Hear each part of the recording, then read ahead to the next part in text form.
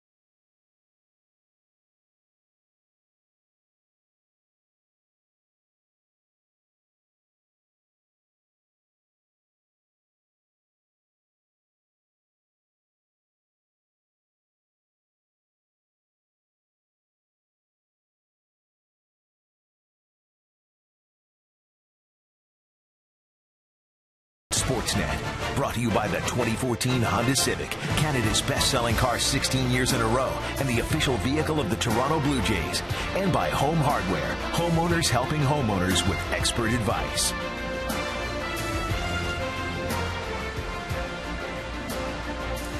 Welcome to the Bronx and new Yankees Stadium. The Blue Jays are in town for the first of 3, and this has been a tough stop for the Jays. They have lost their last 13 games in this ballpark, including all 10 last season.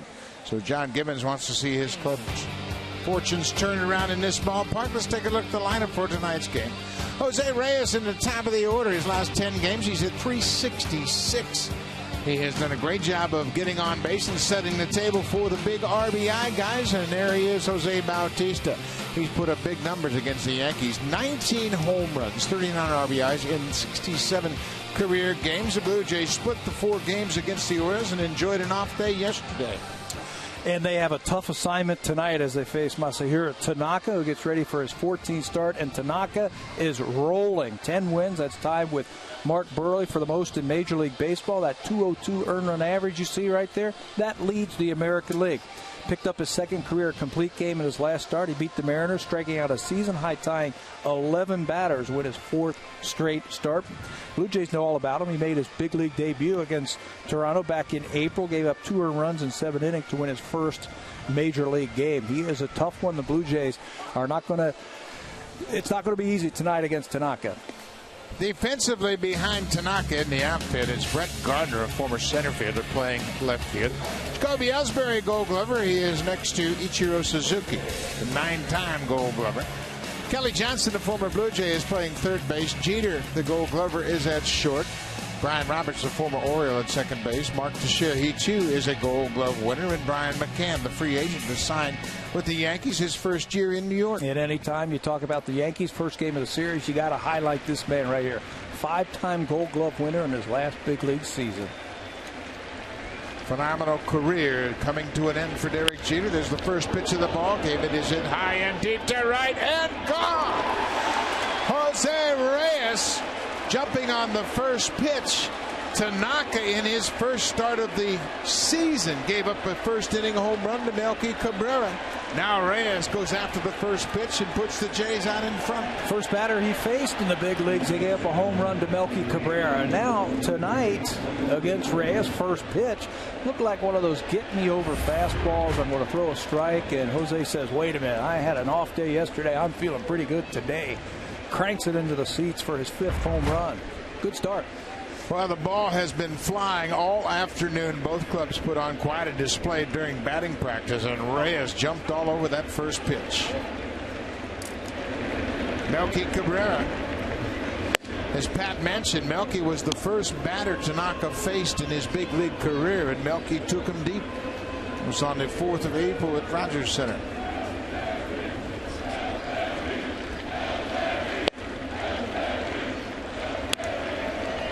Tanaka signed as a free agent with the Yankees.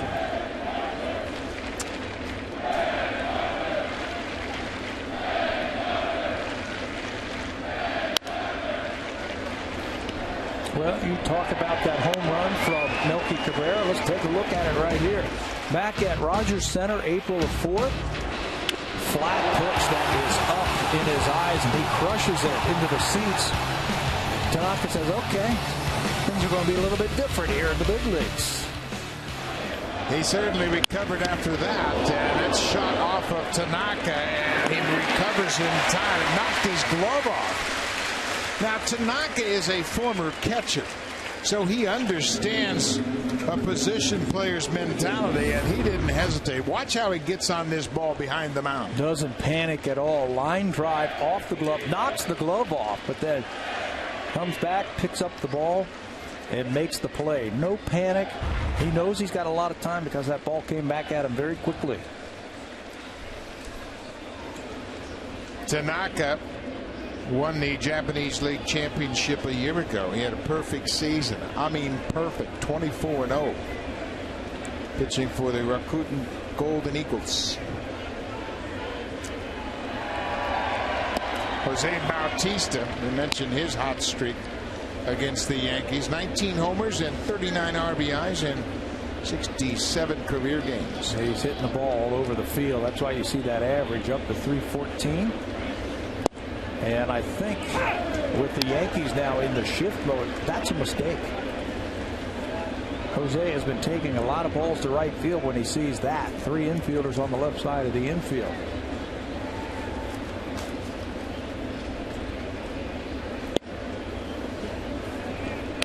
Tanaka has terrific command. And with that, Bautista knows he can be patient.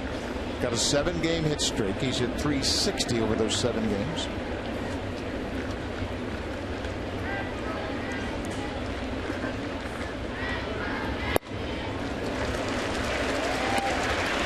Jose has 998 career hits. 2 hits shy of that 1,000 plateau. Well, I know one way he can get a real cheap one right now. Hit a ground ball to the second baseman. Huge hole on the right side, and he has done that with 2 strikes this year. Bautista strikes out. 2 down in the inning. You know, although Tanaka has 103 strikeouts this season, I would not classify him as a power pitcher. He can throw 93 miles an hour. He's more of a guy that has stuff to strike you out.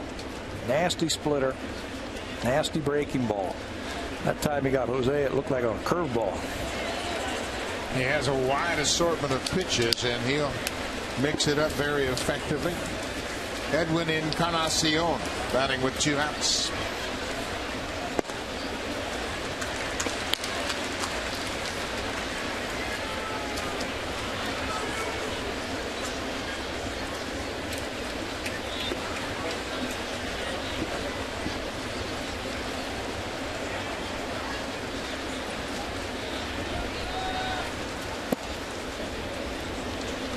Ball on the strike.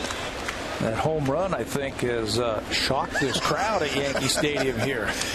I tell you what, it wasn't a surprise to Joe Girardi. He knew this team was hitting home runs. He said, I'm concerned about this team in this ballpark. Broken bat. Jeter dodges the barrel of that bat all the way out to shortstop. Edwin has a very thin-handled bat, and he has that because he wants to have a buggy whip. He wants to be able to use his hands and throw the barrel of the bat at the baseball. But when he mishits, because it's so thin at the bottom, we have seen this a lot from Encarnacion, where he gets that bat broken in half.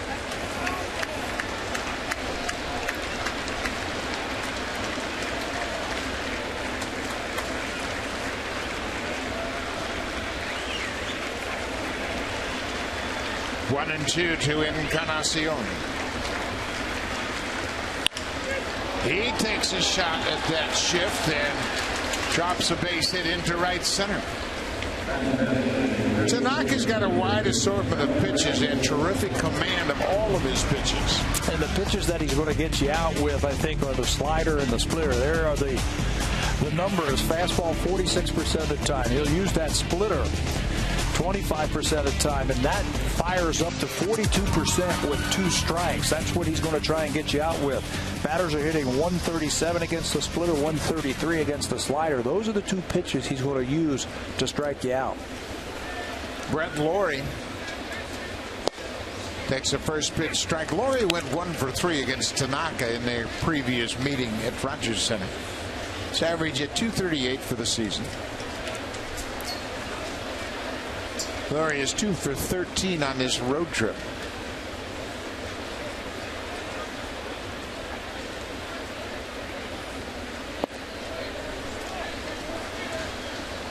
The Blue Jays have scored first again.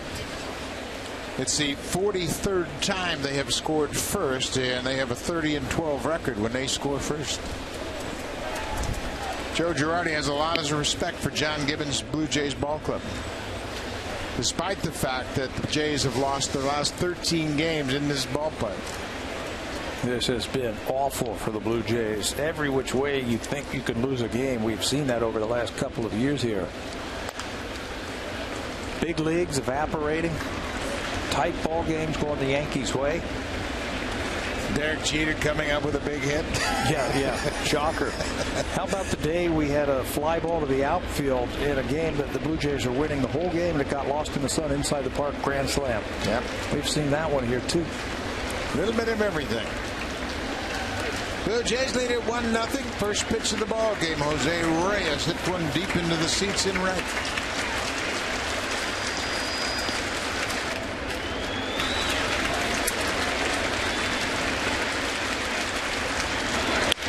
Lawrie hits one to left field. That's going to drop. Encarnacion will stop at second. Lawrie got jammed, but ends up with a base hit. That's 3 hits in the inning against Tanaka. A lot of room in left field here. Brett Gardner was playing very deep. Brett Lawrie takes advantage of that, just dumps it right in front of him. Fastball teams have been going at Brett Lawrie up and in with fastballs with 2 strikes. That time Brett fought it off. Didn't hit it hard, but got enough of it to get it into the outfield for a hit. That'll start your night off on the right foot. 1-0 Blue Jays. Now Deanna Navarro coming off a 3-for-4 game on Sunday. A pair of doubles. Navarro began his career with the New York Yankees. Made it to the big leagues in 2004 with the Yanks. Came up in September that year.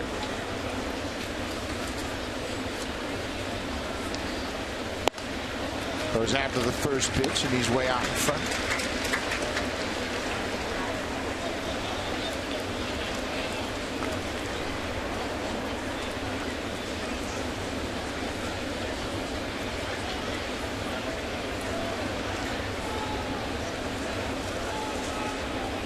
Encarnacion at second, Lawrie at first. They both had 2-out singles. Navarro's behind 0-2. That's the pitch that the Blue Jays are going to have to lay off of, I think, tonight, right there. That splitter that looks like a strike, but it tumbles out of the strike zone. You got to make him get that ball up.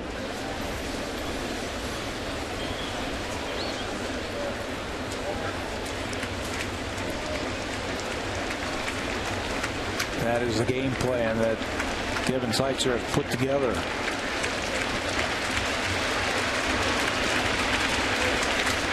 Tanaka really in control of his emotions, and he's 25 years old, but he's pitching in the major leagues since he was 18. Came up to the major leagues in Japan as an 18-year-old. Made 28 starts. That's it. As an 18-year-old. To 186 in the third innings as a teenager.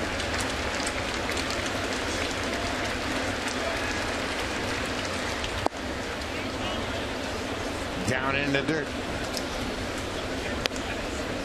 Well, Tanaka obviously has been their best starting pitcher. He's 10-1. And they have lost 3 key starters: CC Sabathia, Michael Pineda, and Ivan Nova. 3/5 of their projected starting rotation. CC, they don't know when he's going to come back, if he will come back. He's still just playing catch on flat ground. Battling a knee problem, a knee injury. Something that's going around. Navarro strikes out. The Blue Jays leave a pair of base runners, but they have taken an early lead. Marcus Strowman, staked to a 1-0 lead, makes his Yankee Stadium debut when we come back.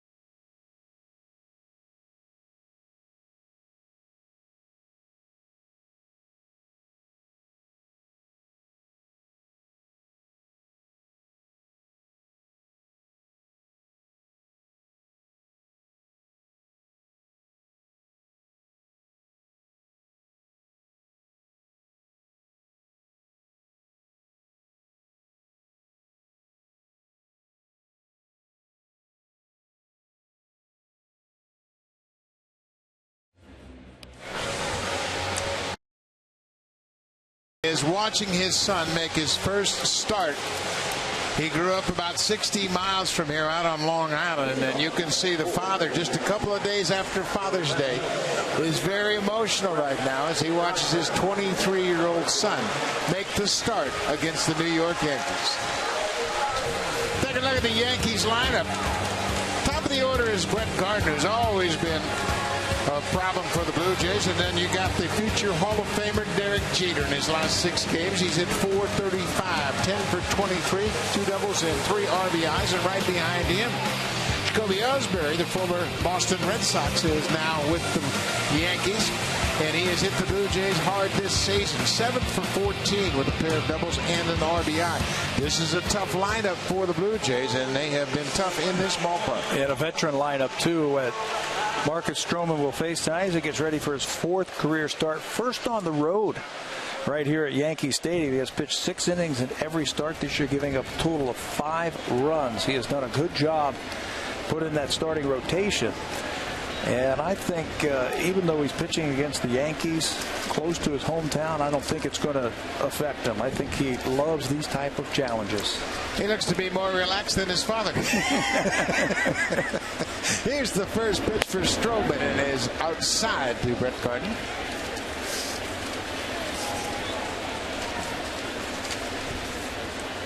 .281 for Gardner. He's the leadoff man. And there's another pitch. That's the top of the strike zone. Ball in the strike.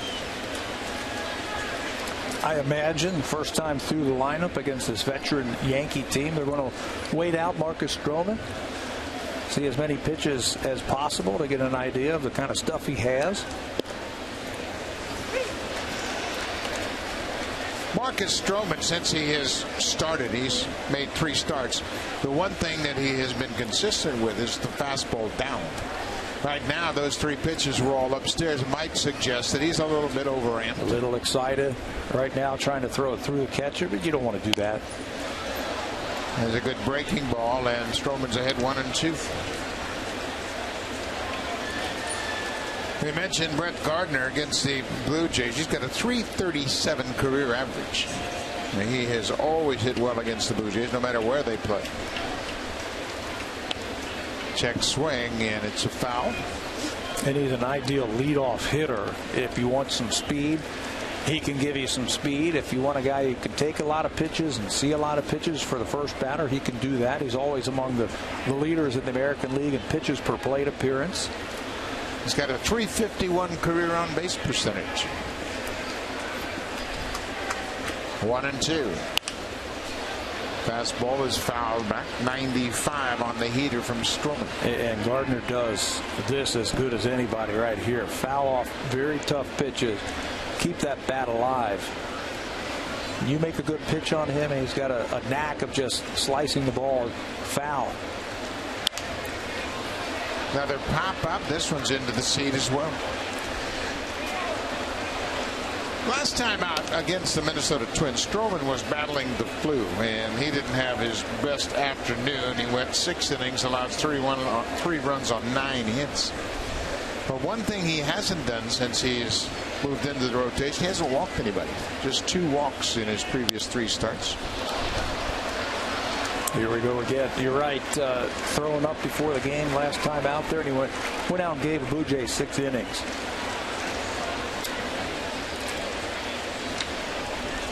But these situations right here, a young kid like this, I don't think he's going to be overwhelmed at all. Where was that? Just off the plate outside. Good fastball.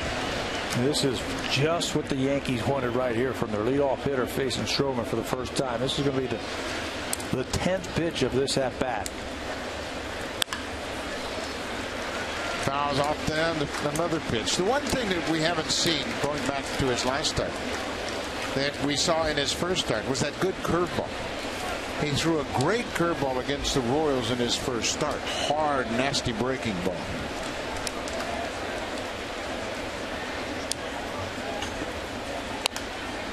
Another breaking ball, another foul. What an at bat. Everybody over in that Yankee dugout, they're watching Strowman, and they got a lot of choices right here to look at. 11 pitches. They've seen them all so far. Oh, what a play by Kawasaki. Takes a hit away from Brett Gardner. Munenori Kawasaki back with the club. Inserted into the lineup at second.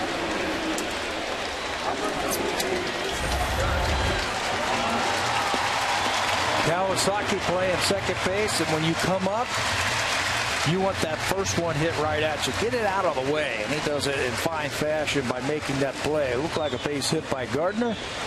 Kawasaki says not too fast as he throws out the leadoff hitter. The second stint for Munenori Kawasaki this season. He played 44 games with Buffalo. Gets a red star in the first play of the game. Derek Jeter goes after the first pitch and flares it into right. Bautista was shaded over toward the line and makes the catch. Take a look at the defense for the Blue Jays behind Marcus Strowman, Melky Cabrera, Anthony Gostin, and Jose Bautista. They've got the speed to cover the outfield in this spacious ballpark. Brett Laurie is back at third base. Reyes and Kawasaki up the middle. Edwin Encarnacion is the first baseman, and Deanna Navarro, the former Yankee, making the start to open up this series. Blue Jays bring up Kawasaki because of his versatility, and wouldn't you know it, first ball right at him and makes the first play. He can play some shortstop if they want to give Reyes some time off of his feet, which is important. Jacoby Ellsbury in that third spot. And Strowman delivers a strike. Boy, that one pitch out to Derek Jeter was huge after a lengthy battle with Brett Gardner.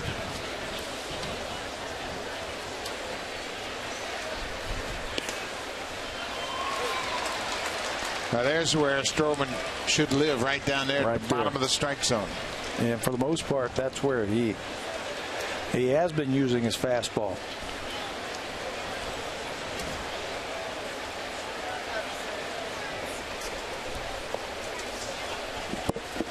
Well, he's got plenty of fastball. He's little in stature, but he's got a big arm, and sometimes that's even more beneficial because you don't anticipate that kind of velocity out of 5'8" Marcus Strowman. And it gets right on you, and then you got to get ready for that one, and that's where he drops that good breaking ball. He's got a good breaking ball. Tight spin, and it moves a lot. Sideways, that's where you want it to go. Curveball goes sideways.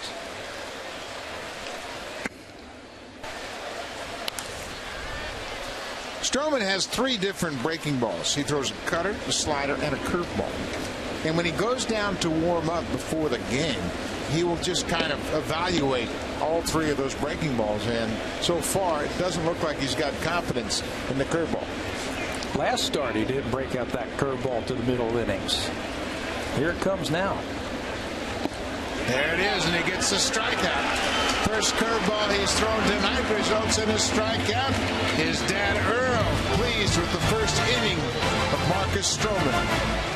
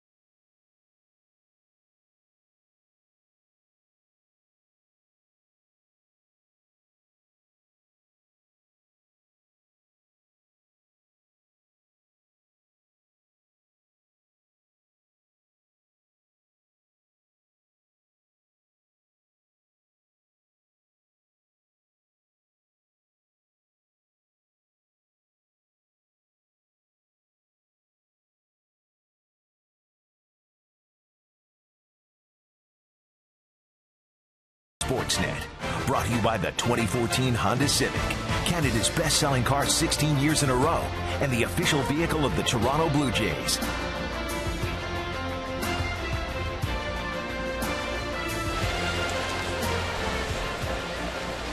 Welcome back to New York, Yankee Stadium. It's 29 degrees early in the evening, and it's like a summer day, kind of muggy and hot. Perfect day for baseball, and the ball is flying. Jose Reyes hit the first pitch of the ball game into the seats in right. The Blue Jays are up 1-0. It'll be Francisco, Kawasaki, and Ghost, bottom three in the Blue Jays order. Tell you what, I'll be shocked if Juan Francisco gets a fastball from this guy right here. In this ballpark, if you throw him a fastball, you might lose it. Tanaka's got exceptional command, and he threw that last pitch just off the plate. He's got touch and feel as well. He can really make pitches with all of his pitches, change speeds with all of them.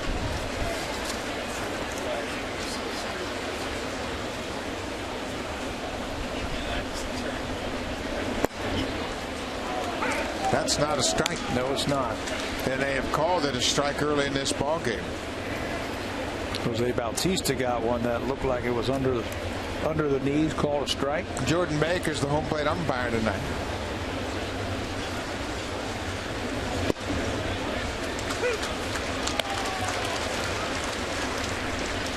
One thing the hitters will tell you is that Tanaka doesn't need any help. 2 balls, 2 strikes. Not if you get those pitches like he did right there, those red ones down there. You can see it's out of the strike zone. Players should make a note of that, though, and have an idea. And if he's consistent, he's going to call it. You might have to go up there and swing at it.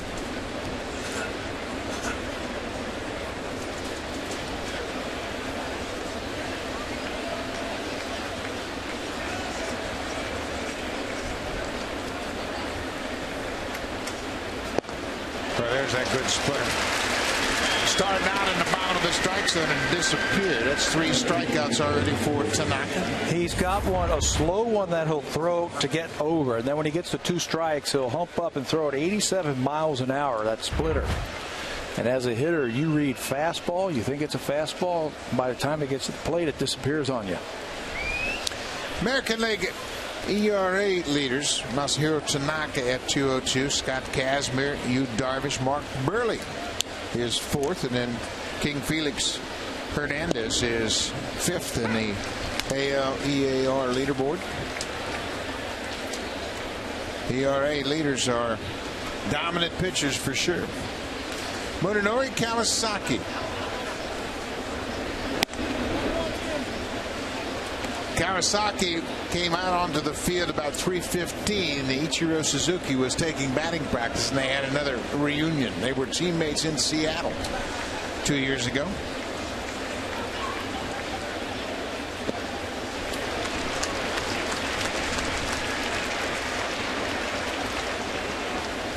Munenori and Ichiro were teammates, and Ichiro referred to Kawasaki as his little brother. They have very similar hitting styles.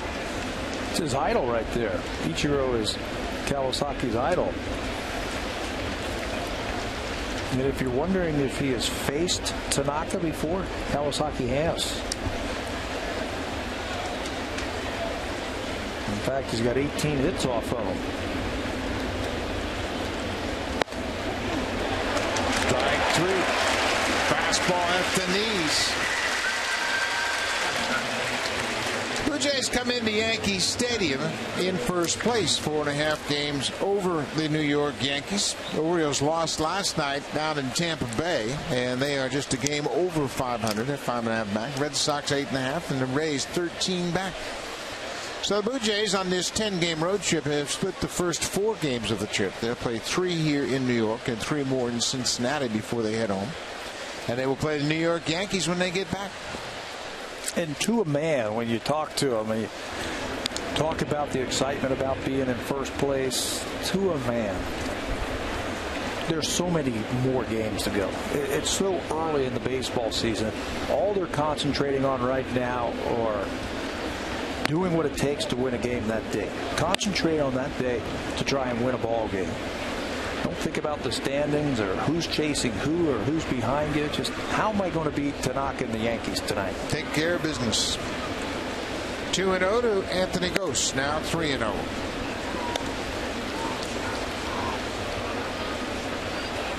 Tanaka has always been a strikeout pitcher, and Reyes is on deck if Gose can keep the inning going. A 4-pitch walk after 3 straight strikeouts for Tanaka. Blue Jays got off to a shaky start, but since May the 4th, they have the best record in the AL East, 28-13. And you look at everybody else in the division, they're all under 500. Yeah, all under 500. Blue Jays taking advantage of that. How they do it, they're doing it with good starting pitching. That's where it always starts. They played good defense. And if you pitch and play defense, you've got a chance to win every single night. The hitting will come and go. You'll get hot as a team. You'll get cold as a team, but if you can pitch it and you can catch it, you got a chance to win every night. Going to be in the game every single night. Blue Jays have won 8 of their last 10 road games. They've been a very good road team. They are 21-13 on the road. Reyes hits it hard. Brian Roberts, the second baseman, throws him out. The inning is over. Blue Jays leave a base runner. Head to the bottom of the second. Jays have a 1-0 lead.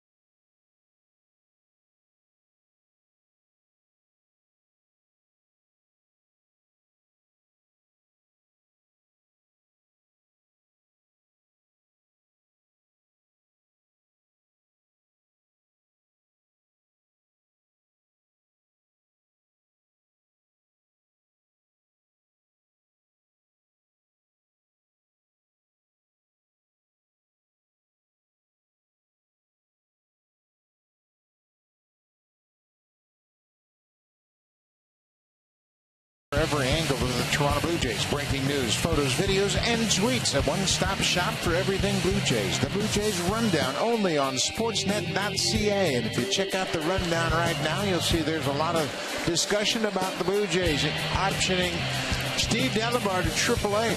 He will go down to join the Buffalo Bisons in Louisville, and that kind of caught everybody by surprise. We saw Delabar in his locker early on when we first got to the ballpark. He had just finished a bullpen session out with the Blue Jays bullpen, and he said, well, something's happened, but I can't talk about it just yet. Big surprising move by the Blue Jays. The business of baseball. Yep. That's part of it right now. Steve Delabar had options. The Blue Jays needed to clear up a spot.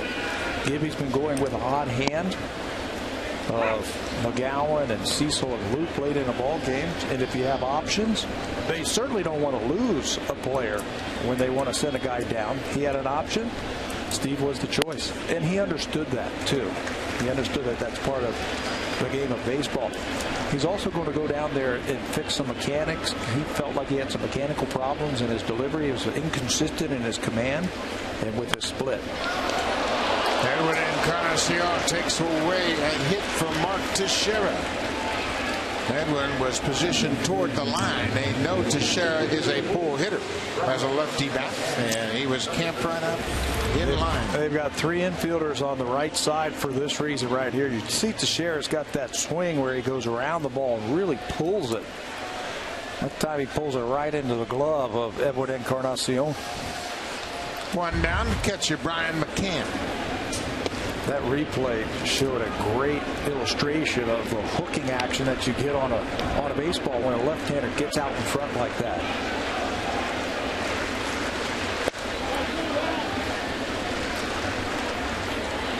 McCann signed as a free agent with the Yankees. There's a good fastball, and Strowman has zeroed in now in the bottom part of that strike zone. Going to need to, I think, against those left-handed batters in this ballpark. In this ballpark, you load up with the left-handers. You got the short porch in right field. Got to be able to keep the ball away from them to keep the ball in the big part of the stadium. 2-2 pitch, breaking ball, beaten foul. Well, I tell you one thing.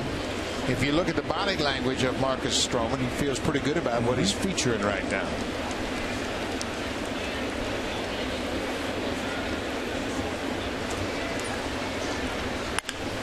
Breaking ball. Laurie is deep in right and throws out McCann 2 down.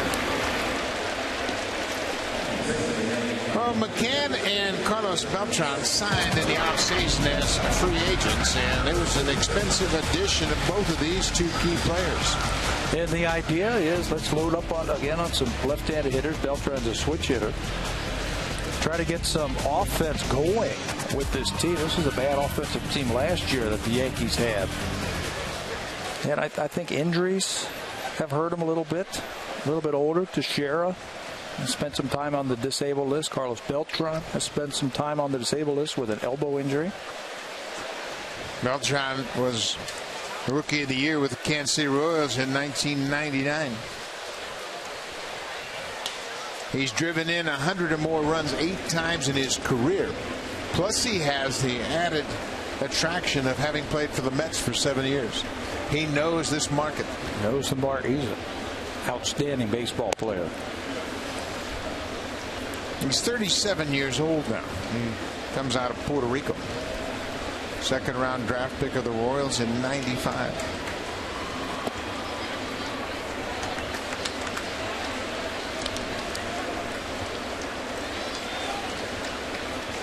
Three and one to Beltran.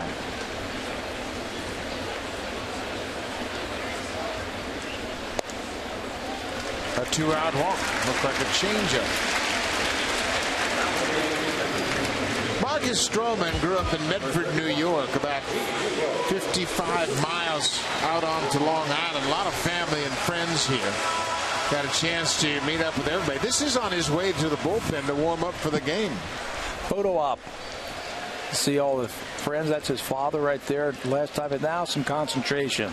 Right at the 408 sign in dead center field. Let me get my game face on. Let me start visualizing how I want to start pitching these Yankee hitters. 2 outs. Ichiro Suzuki.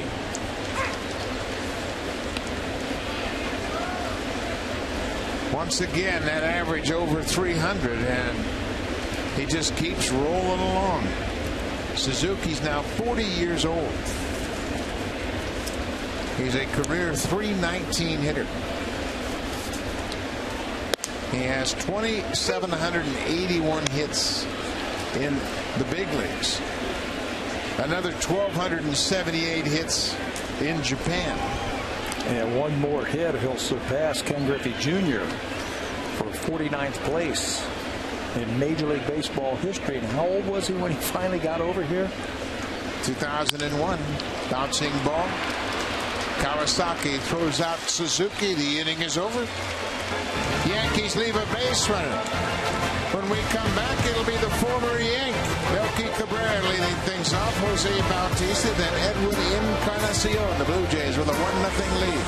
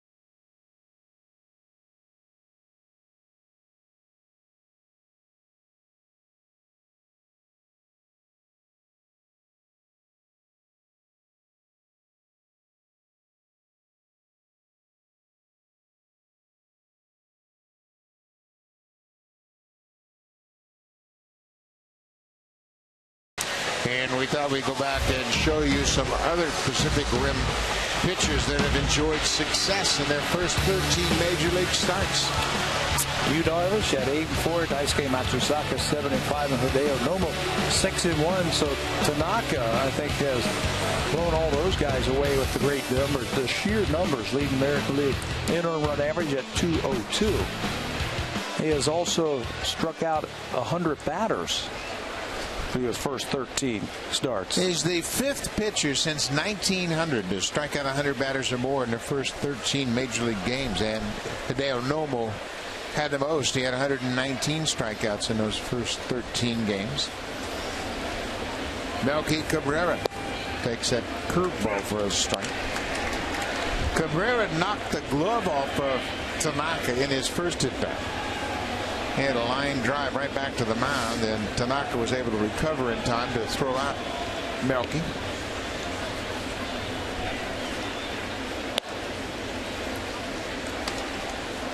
The other pitchers on that list of 100 strikeouts in their first 13 Major League games, Nomo was first, Kerry Wood at 118, Herb Score with 107, and Jose De Leon had 106 strikeouts to join Tanaka. Only 5. There's a line drive in the center. That's going to get in front of Ellsbury, and Melky Cabrera has extended his hit streak against the Yankees to 14 straight games. Boy, he's got a sweep swing, and he can knock the ball all over the ballpark. You try and do too much with Tanaka, and he'll play right into that hand.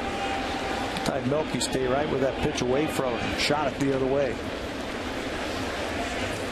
The Blue Jays started out the month of June. They won their first 5 games, and then they lost 6 of the next 9. But they're still able to maintain that 4.5 game lead over the American League East. Bautista struck out his first time.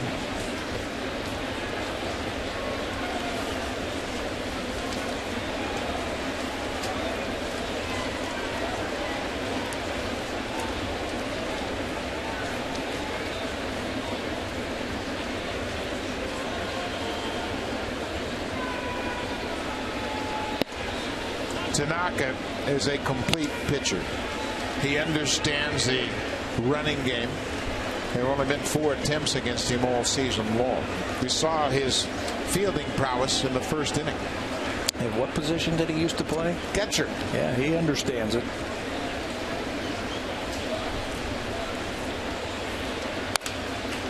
Yeah, I think that helps him to have an aggressive approach as a pitcher. He understands how hard it is to hit. And he understands the game. Because he was a catcher, he knows about when guys are going to run, what the bunt situations are, where he's supposed to be in his fielding responsibilities. You see that giant hole on the right side of the infield. Bautista might take a shot at it. Coming inside, and Jordan Baker thought it was upstairs a bit. Obviously, in the early part of this game, we have seen that his strike zone is low. Is down. Up, not so much. Below the knees, yeah.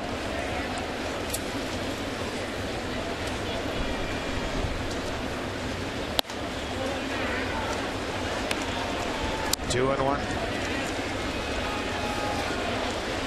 Now it's 3-1. Bautista has had tremendous discipline at the plate all year long. He rarely chases borderline pitches.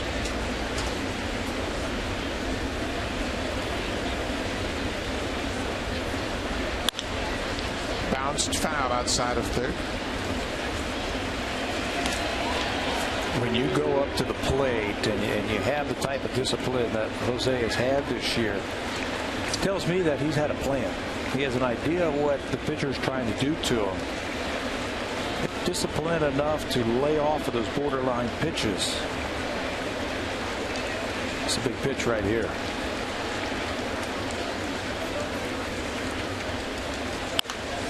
Popped up.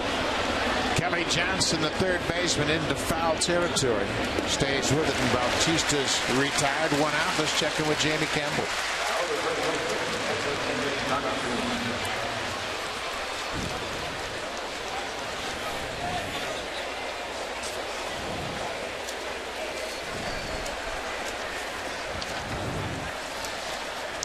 Unbelievable how the bats for Kansas City have all of a sudden come alive. Last night they abused Justin Verlander. Tonight they've jumped all over Max Scherzer. And they are poised to take over first place. They've won 8 straight games, looking to make it 9 in a row. Make a change in their hitting coach. Didn't Dale Swain become their hitting coach? Yep. And they've taken off. Did that at Rogers Center. Mm-hmm.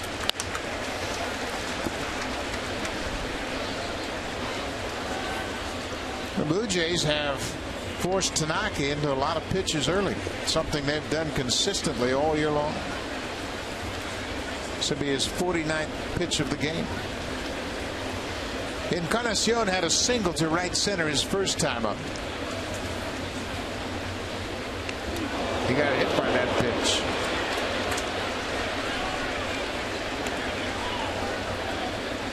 So Tanaka looks a little more human tonight than we have seen so far this season. Came into this game with 14 walks all season long. And Encarnacion does the right thing. He turns his back to that ball that was boring in on him. Looked like it clipped him right in the tricep. I don't think that pad goes up that high. So that might have got some of his meat off his arm.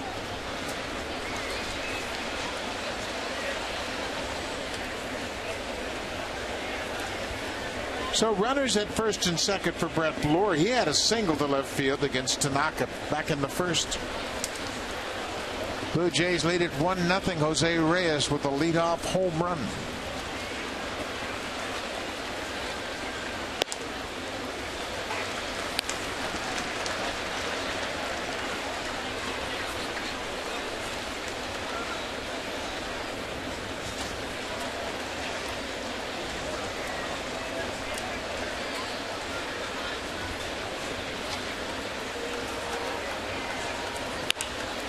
There's a drive to left field. Brett Gardner's got room. Makes the catch on the warning track. 2 down.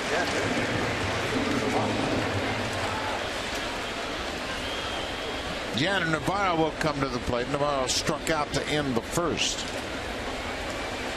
We mentioned Navarro had a good finale down in Baltimore on Sunday. He went 3 for 4 in that ball game, had a pair of doubles and drove in 2. And he found some holes in the outfield. Tillman made some good pitches against him, but Navarro was able to foul him or get to him and place him into the outfield. Need that right now. Let's see if he makes that adjustment from his last time up. Last time up, he swung at a couple of pitches that were down and out of the strike zone, eventually striking out against Navarro. Or excuse me, Tanaka.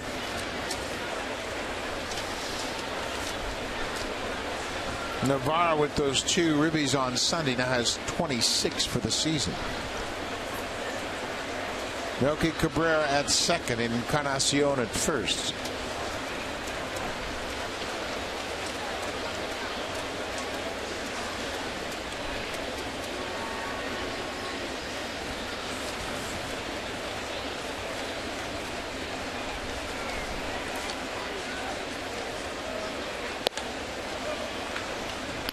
Two and 0. This is the second time the Blue Jays have seen Tanaka. Only one other team has faced him twice, and that was the Chicago Cubs, and they beat him the second time they saw him.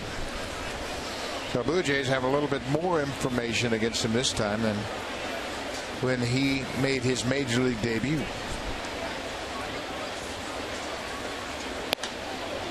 Better at bats. We've seen in the first 3 innings here. Some better at bats by the Blue Jays. Almost like they know what to expect now.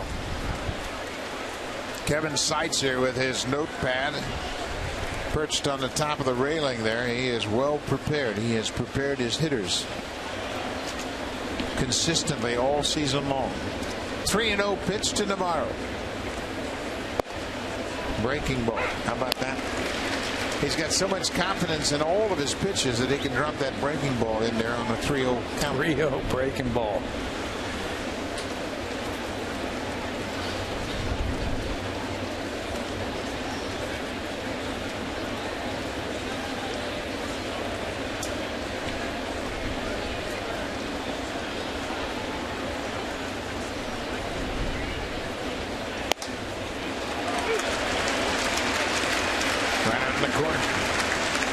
It's a full count with 2 outs. The base runners will be off on the pitch. Juan Francisco would love to come to the plate in this situation. He throws you a splitter here. Make sure it's a strike. Make sure it's up. Don't be too anxious.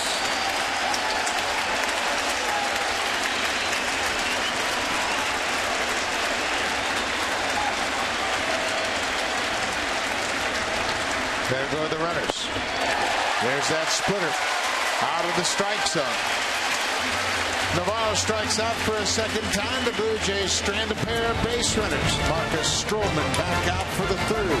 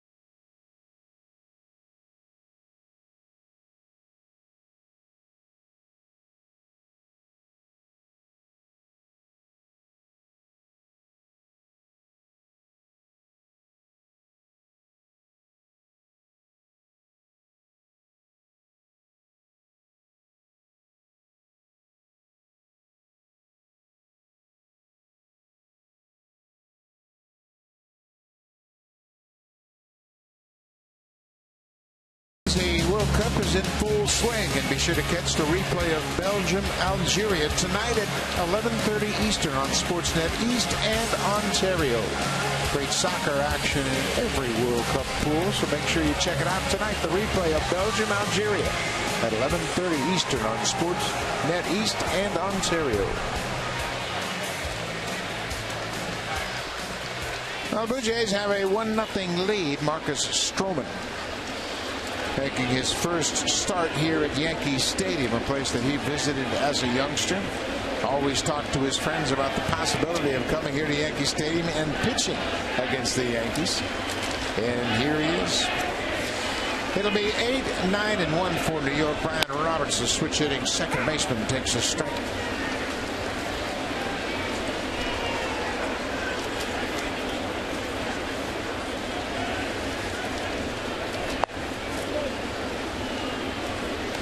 Marcus Strowman has allowed one base runner. He walked Carlos Beltran with 2 outs.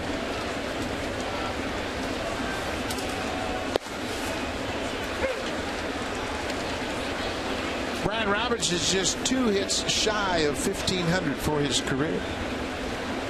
This is his first year with the Yankees. Played his entire career with the Baltimore Orioles. He was originally drafted and signed by the Orioles. Certainly not the player he was back then with the Orioles. He was a dynamite second baseman with Baltimore. Some power and some speed, but injuries have really zapped him of a lot of his baseball ability. Brian Roberts led the American League in doubles in 2004 and then again in 2009. He had 50 doubles in 04 and 56 in 09. Former Blue Jay Kelly Johnson will be next. Roberts also led the American League in stolen bases in 2007. He's a terrific player, 2-time All-Star. #1 pick of the Orioles in '99. Yeah, a lot of time on the disabled list with an assortment of injuries, but still can play. Yeah, last 4 years he's been plagued by injury. That's the time he spent with the Orioles. Most of it was on the disabled list the last 4 years. Fouls this one off the screen.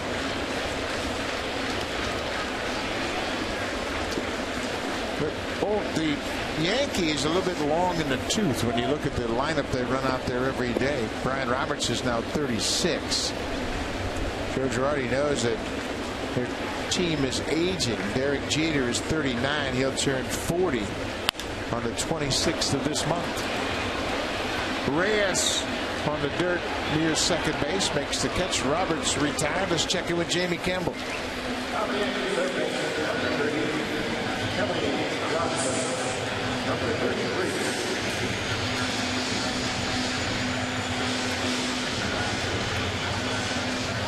Thank you, Jamie. Interesting development with the Red Sox. They have designated Grady Sizemore for assignment and brought up their young prospect Aaron Cicchini, the third baseman that's got some promise.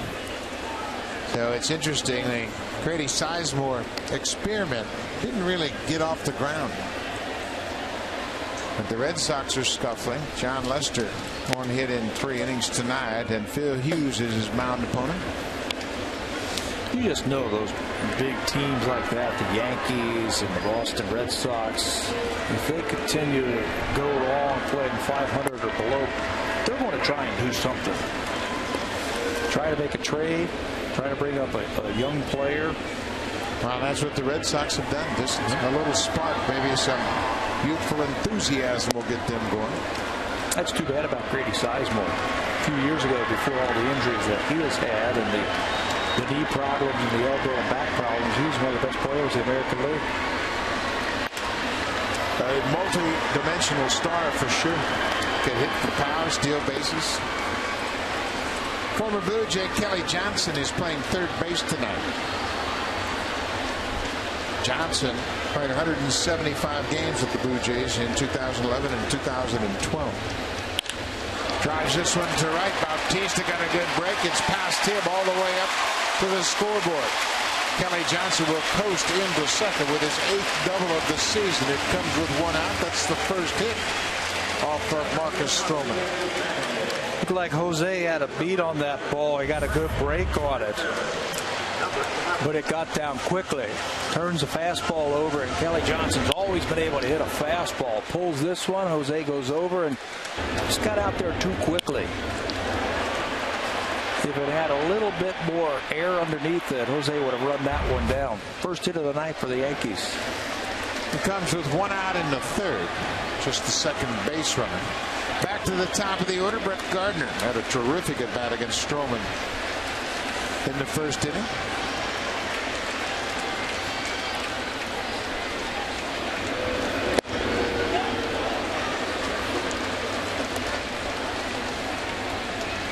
Gardner was robbed of a base hit on a fine defensive play by Munenori Kawasaki at second base.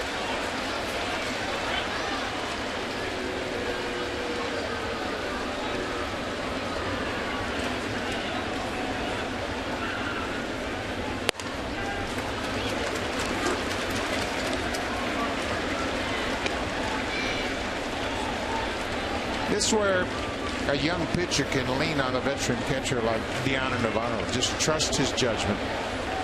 And Navarro has to be aware if he notices Strowman overthrowing, have to figure out how to get him back into that good delivery. That's bounced foul outside of first. Yeah, Deanna Navarro certainly knows the New York Yankee hitter a little bit better than Marcus Strowman, so he's going to have to lean on him. Trust him. Just concentrate on executing. That is Earl Strowman on the right, Marcus's father, who's here at the stadium. There's a drive to right. This is trouble if it's fair. Hits the foul pole, and 2-run home run for Brett Gardner.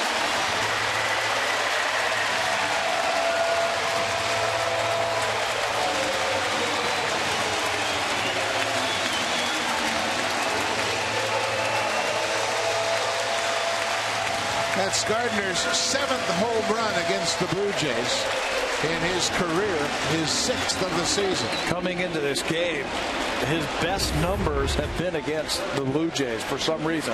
Looked like a breaking ball down and in, and he's quick to it. Pulls it down the line, hits it off the foul pole to right field. Great numbers all the way around Brett Gardner against the Blue Jays. And when you watch him, you say, this guy's an all-star. Then you look at his numbers and say, how can that be? He really has torn up the Blue Jays. If he played every day against the Blue Jays, he'd be an MVP.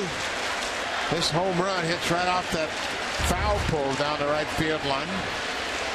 And the Yankees have a 2-1 lead.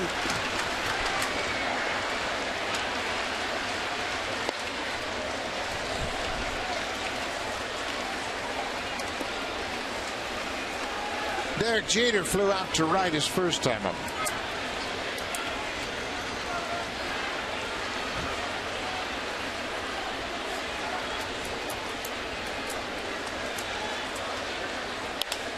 Shoots this one to right. That's going to get down in front of Bautista. Jeter stops at first as Bautista plays it back in. Marcus Strowman's had a pretty good fastball tonight. He hasn't been able to get the curveball into the mix. Yeah, throw it through that strike to ball ratio. He's got a good one. Let's take a look at what he features. About 60% of the time he's going to throw you that fastball. The cutter and the slider are basically the same pitch. He'll throw the slider, cutter. It stays on the hitting plate a little bit too long. The curveball, I think, is his best pitch. He can throw it. He can get strikeouts with it. He can get swing and miss with that curveball. He's been mixing in a changeup more so to lefties this season. He's got a good arm. And right now, 3 straight base hits by the Yankees. That brings the crowd into it for a young player. Just kind of lay back and say, okay, I'm not going to be perfect. Let's get back out here and start executing. Pete Walker recognized that. He went out to the mound to try to calm the nerves of Marcus Strowman. Jacoby Ellsbury struck out. It's the only curveball that Strowman has thrown tonight was the strikeout pitch to Ellsbury. That ended the first.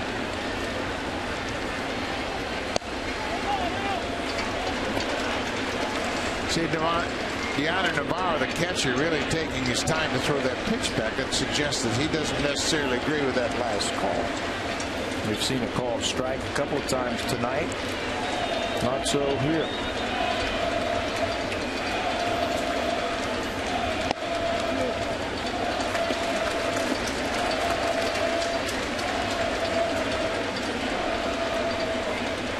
Two and out. Things have a way of unraveling very quickly if you're a young player. This is where you have to just go one pitch at a time. Little looper that Reyes is going to make the play on. He has no shot at Jeter, who hustles back to first. Ellsbury got jammed and just flared it towards short.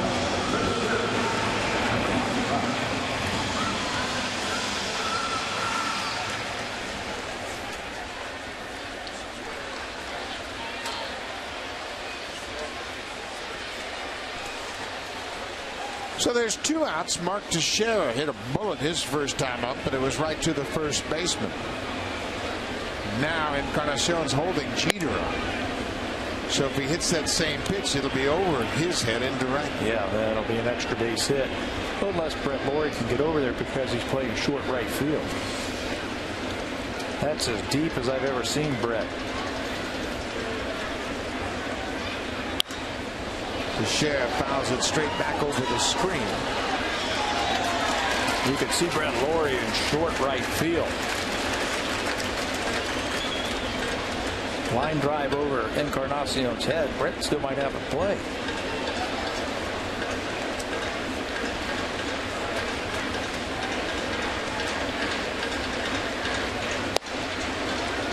He can play that deep because he charges the ball better than any second baseman I've seen.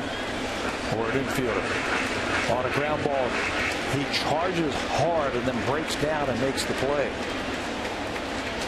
That's deep.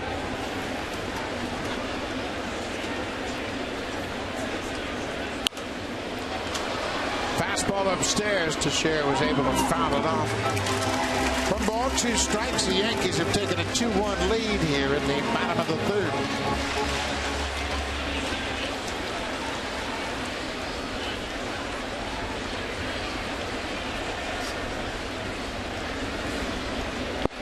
Curveball missed downstairs. 2-2. Marcus Strowman making his 4th big league start.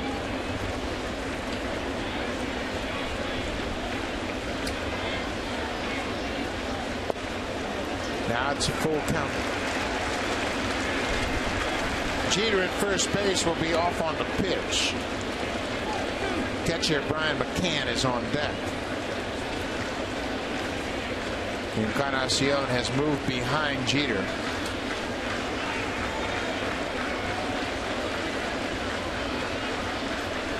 There goes the runner. Ball 4.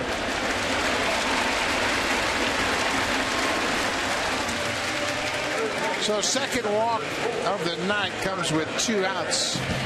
You look at the Blue Jays in their last 27 games here at Yankee Stadium. Their record almost looks like it's a mistake. Yeah, 24-3, or if you're a Blue Jay fan, 3-24. And when they get good pitching, they don't get good hitting. When they don't pitch it, they're not getting the hitting. It's just been a nightmare here.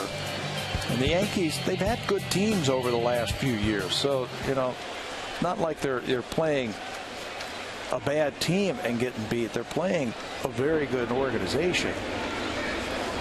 Brian McCann takes the ball downstairs. The games that they have won here, the pitchers that dominated the Yankees. Mark Burley had a game here, I remember last year, that he pitched really well. Didn't win it. Blue Jays eventually lost that game. There's a strike. It's 1-1.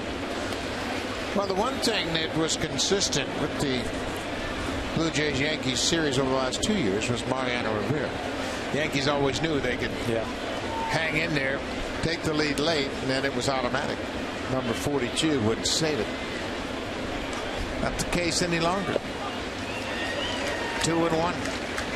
Well, the one thing that the Yankees have, and we've talked about it, it's a curse and it's a blessing at the same time. They have older players who are experienced and patient, and now they're a little more selective. You can see Chad Jenkins has started to throw for the Blue Jays. They are really making Marcus Strowman work now. 71 pitches in the third inning.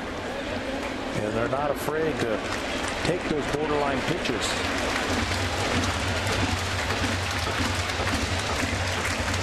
He's getting frustrated by the strike zone for sure. I think his catcher is as well.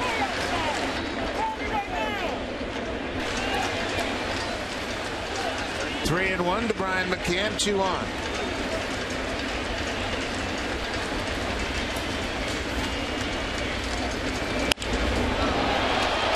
High drive into right, but it's well in play. Bautista's there. The Yankees leave a pair. But the Yankees have taken the lead. Brett Gardner with his 6th home run of the season. A 2-run shot into right. 2-1 Yankees.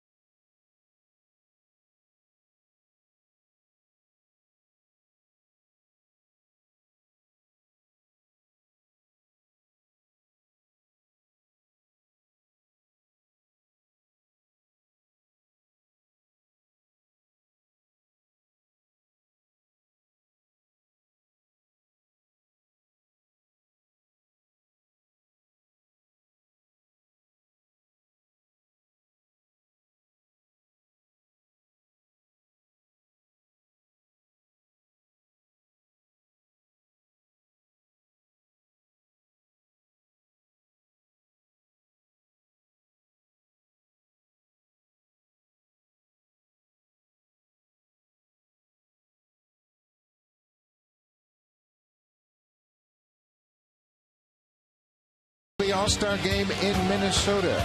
Tonight we profile Rowan Chidiak of Kitchener, Ontario.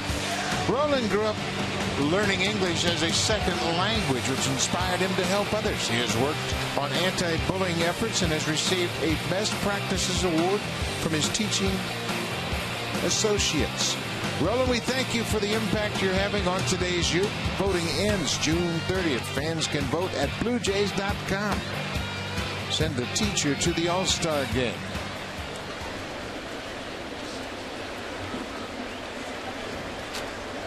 DH Juan Francisco will try to get something going for the Blue Jays. Masahiro Tanaka has 5 strikeouts already. It hasn't been very sharp. Not like we have seen him in the past. You know, the thing I worry about is he hasn't been sharp through 3 innings, and the Blue Jays have left 5 runners on base already. Haven't been able to pick up a key hit against him. Pitchers like that, they wobble at the beginning of the game and then find it. Just a matter of time before he zeroes in with this command. And he's been so consistent this year.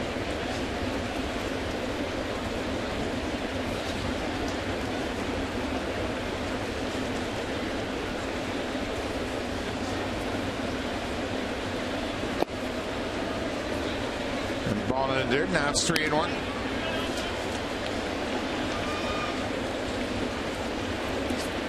Francisco's the DH. Adam Lind fouled the ball off his foot down in Baltimore, and he is hobbling around, and they're hopeful that he will be able to stay off the disabled list. Seems to be getting a little better with each day. Ball four, lead off walk. Second walk issued by Tanaka. Let's check in with Jamie Campbell.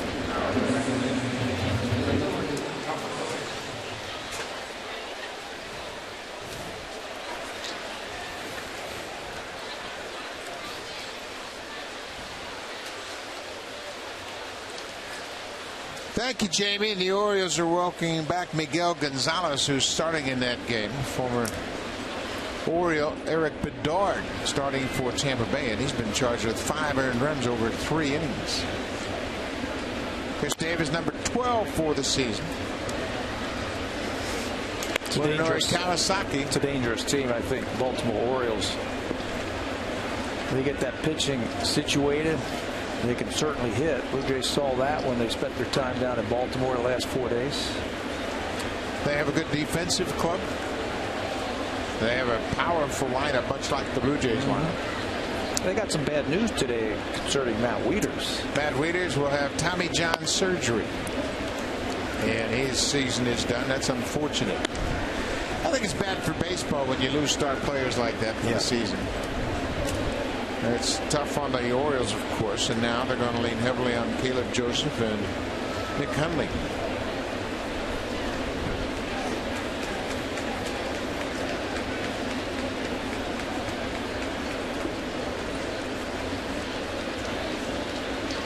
Munenori Kawasaki with an 0-2 count. Francisco with the leadoff walk. Kawasaki struck out his first time.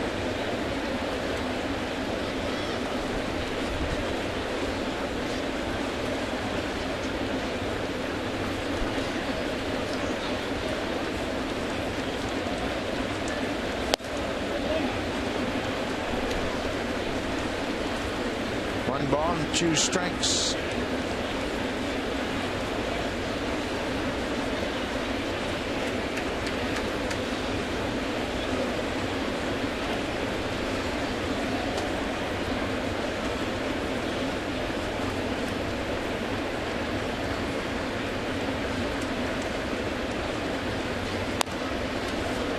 Kawasaki got a piece of that, fouls it off to stay alive. And see, he knows how fortunate he was. That was a wicked splitter, and he was just able to foul it off. Tough to get on top of that one and hit it square to get a base hit. You'll either swing right over the top of it, or you'll beat it right into the ground. It can go straight down.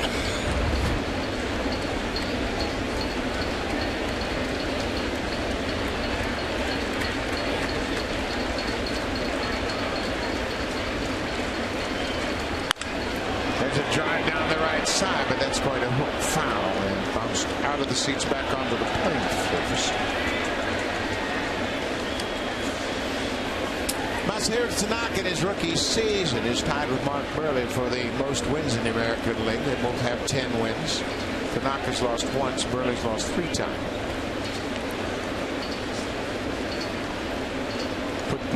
Putting together an all-star, rookie of the year.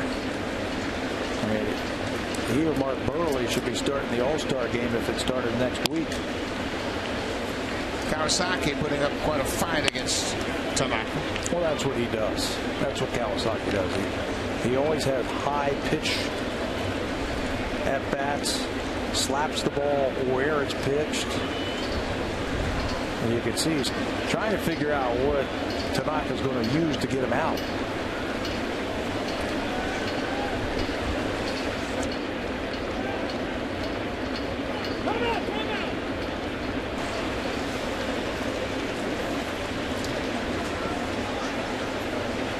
We're in the top of the 4th, first of 3 here in New York.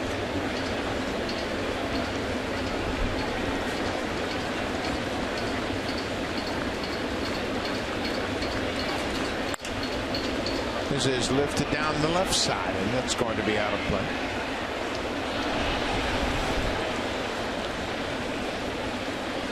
Munenori always has these types of at-bats where he just shortens up, protects the strike zone. Sean Gibbons likes the way that he battles both in the field and at the plate. Yeah, might not be blessed with a lot of talent, but he's got a lot of heart, very smart. And he sticks to what he knows, and that's choke up right now. He got a couple of strikes. He got a pitch to hit that he fouled down the right field line. Now he's really got a battle on. Tanaka doesn't make two mistakes in one at bat. He didn't make a mistake with that pitch. That's 6 strikeouts now for Tanaka.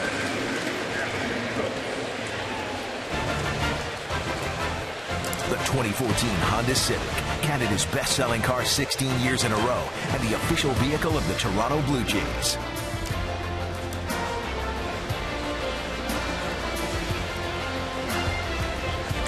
Beautiful George Washington Bridge just north of Yankee Stadium, crossing the Hudson River into New Jersey.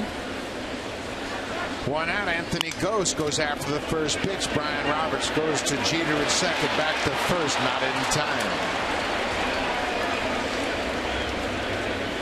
Francisco is out on the fielder's choice for 6. Gose is aboard. Sounded like he broke his bat. And that's not a bad thing right there, that they exchanged the runners. A fast one for a below average runner. So now would be a good time to try and steal a base, I think. Tough combination to run on with Tanaka on the mound and McCann behind the plate. Tanaka's very quick to first, and he's quick at unloading the baseball to the plate. He's allowed just 4 stolen base attempts this year. 1 runner has been caught. If you can guess right on one of those splitters.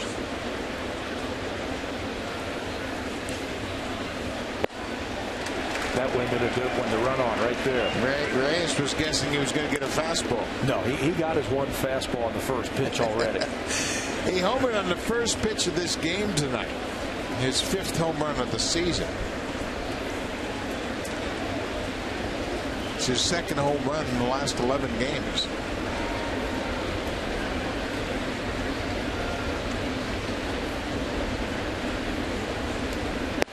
Goes bluff to break towards second and held up.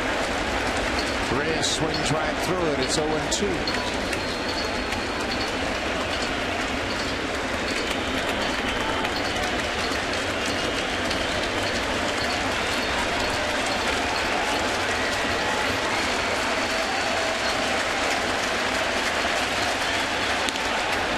Here's a catch-22 for you. You expect Tanaka to throw a splitter with 2 strikes.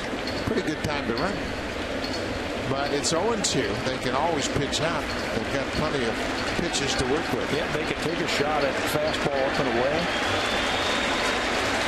Just in case Gose tries to take off.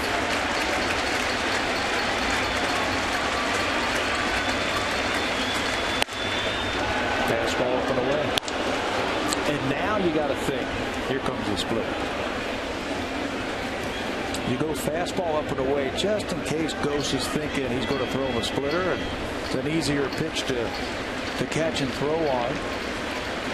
Melky Cabrera is on deck, and if Gose can get into scoring position, maybe Reyes can put the bat on the ball. He does, but stays alive. 1 ball, 2 strikes, 2 outs. If that ball's in the dirt, Gose is going to steal it easily. And that's where Tanaka wants to throw it right now. Cabrera had a hit in his last at bat.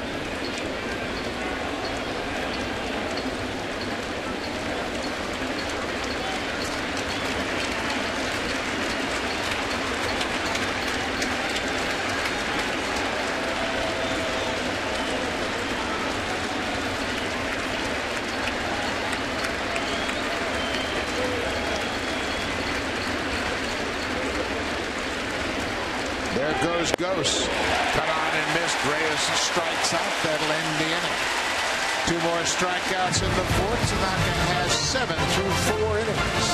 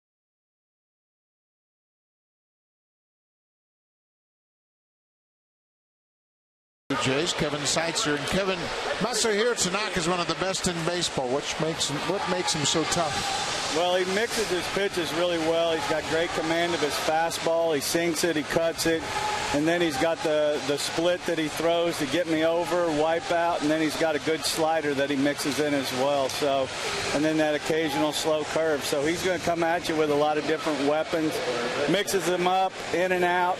Pretty good pitcher. It looks like he's got a good split tonight, especially to finish off some of these hitters. What are the batters saying when they come back to the bench? Well, you know, it's tough to pick up, especially the umpire gave him some fastballs way down in the zone early on, and then that split's coming out of that same plane. So, you know, they're seeing it late because of the arm speed. It's tumbling like a little knuckleball action to it, and then the bottom falls out. So he's got a good one. We knew it. We faced him earlier in the year, but, you know, until you get enough looks at a guy, he can be tough. Kevin, thanks for your time. All right, thank you. Kevin Seitzer with his thoughts on Masahiro Tanaka. Marcus Strowman worked to Carlos Beltran to start the bottom of the fourth. He needs a quick inning. Marcus, pitch count is getting up there quickly.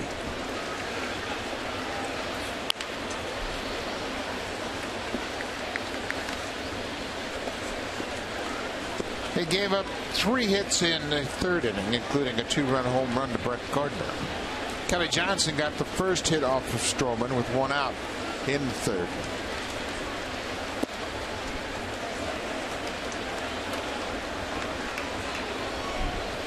Marcus Strowman retired the first 5 Yankee batters he faced, then walked Beltran with 2 outs.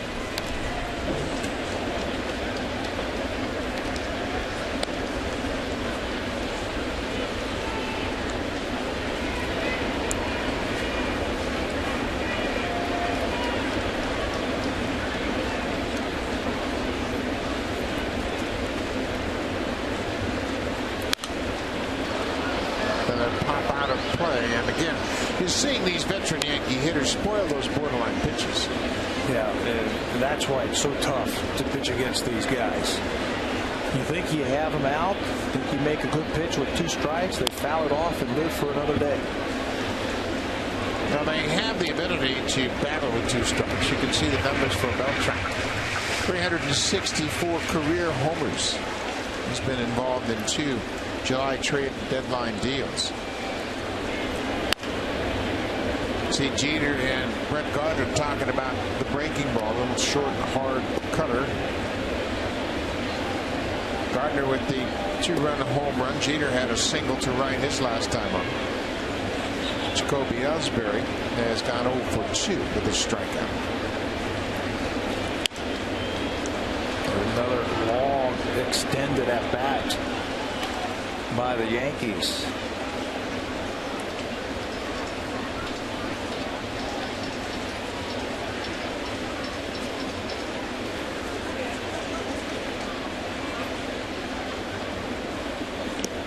Changeup is in the dirt.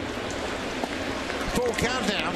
It's the problem that Marcus has had tonight is he hasn't had that changeup. That third pitch that he can throw for a strike and get some outs with. Another foul outside of first. Another extended at bat. Brett Gardner had a similar at bat to start the game against Marcus Strowman. And the longer these at bats go, I think the more confidence a hitter like Carlos Beltran becomes.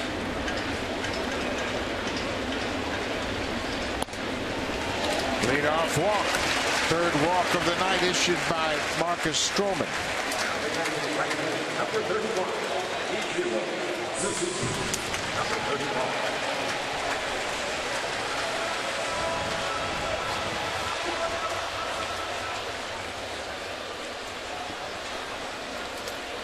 So Beltran has walked twice. He drew Suzuki, grounded out to second his first time up.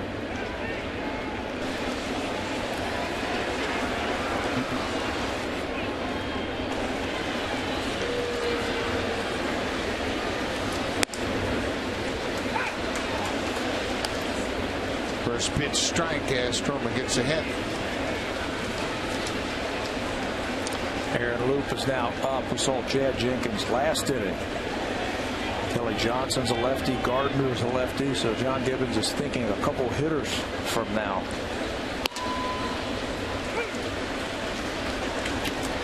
Oh, and 2.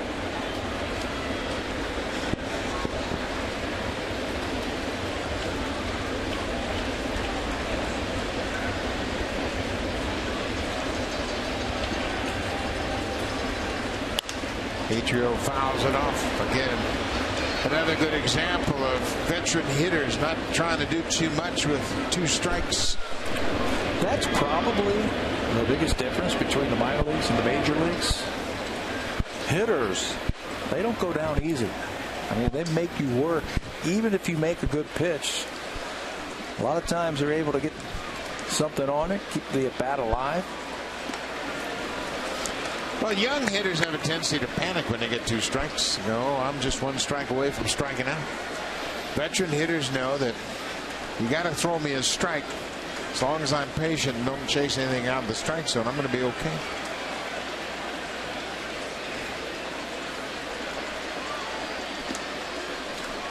Outside. Now it's 2-2. Ichiro right back into where he wants to be. Yep. Middle of the count. And now he's looking for something out over the plate. He's going to slash at the left field.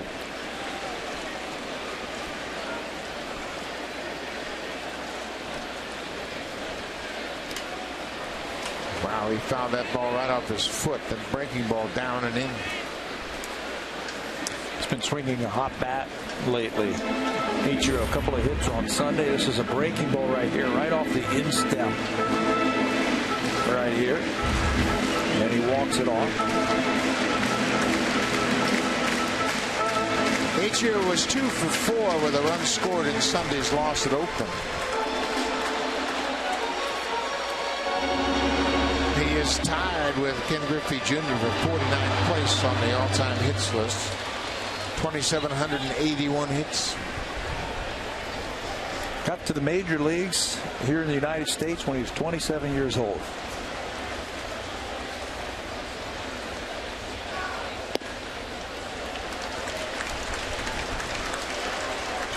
Full count.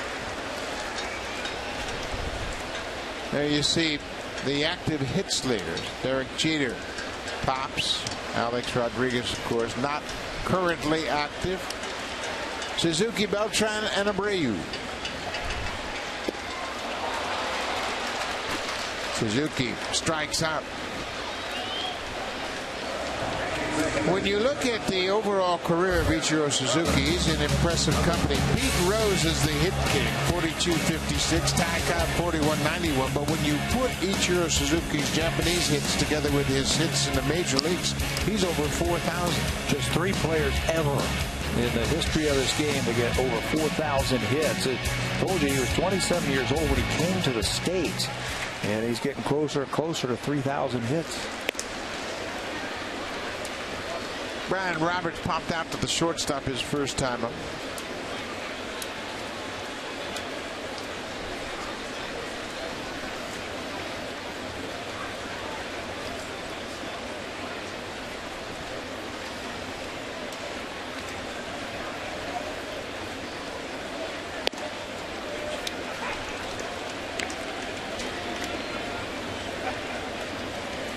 Strowman has now thrown 94 pitches.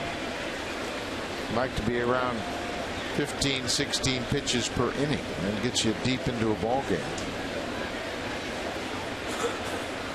1-1 pitch to Brian Roberts.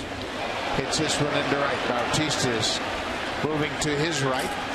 Roberts is retired. 2 down. There's nothing wrong with his breaking ball. He's got a good breaking ball. That time it tied up Brian Roberts. Just falling behind too many hitters and then just hasn't been able to put them away.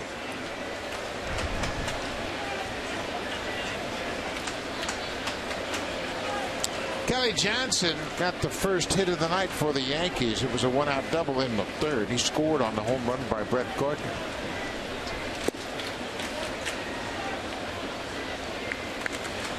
Brett Gardner is next, and I would imagine if Kelly Johnson can reach base, Aaron Loup will come in to face Brett Gardner. Loup is ready in the Blue Jays bullpen. Gardner is on deck.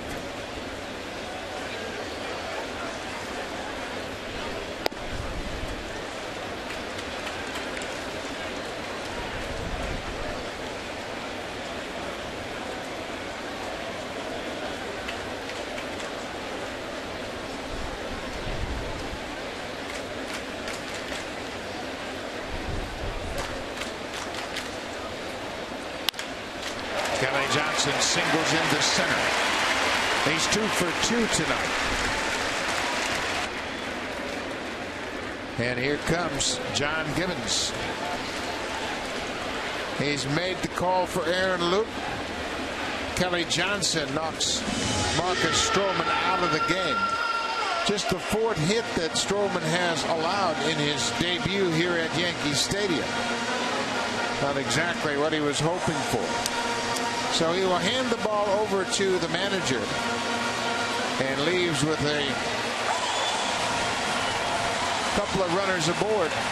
Brett Gardner will face Aaron Loup when we come back. Yankees lead it 2-1.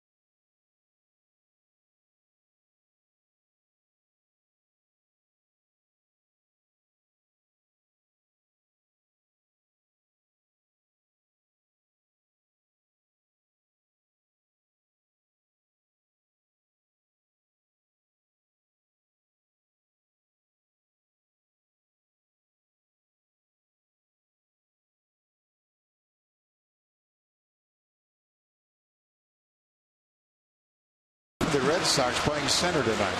Marcus Strowman grew up about 60 miles east of this ballpark and had a lot of family and friends here tonight. Disappointing start for him. He turns things over to Aaron Loup. We'll try to strand a couple. This will be interesting to see how the Blue Jays use him. First of all, Loup has done a great job this year of stranding inherited runners against them, facing a tough left-hander in Brett Gardner. This is where John Gibbons likes to use the lefty. He can handle the lefties and the righties. Loup has done a terrific job of coming in and diffusing rallies. He has come in with 32 runners on base, and only 5 of them have scored. But like I was saying, it'd be interesting to see how they use Loup, maybe to get through this inning and then turn it over to Chad Jenkins. Still a question about Brett Cecil if he's healthy and ready to go. Now it's 1-1 to Brett Gardner. Cecil threw a bit earlier today. Said he was available but would benefit from an extra day. Chad Jenkins, he might be into the ball game if Loup can get out of this inning. Save Loup for the other 2 games in this series. 1-1 to Brett Gardner. Just in case checked on Kelly Johnson at second. Beltran, when he was younger, was a base stealing threat. Not so much now. Beltran at second, Johnson at first.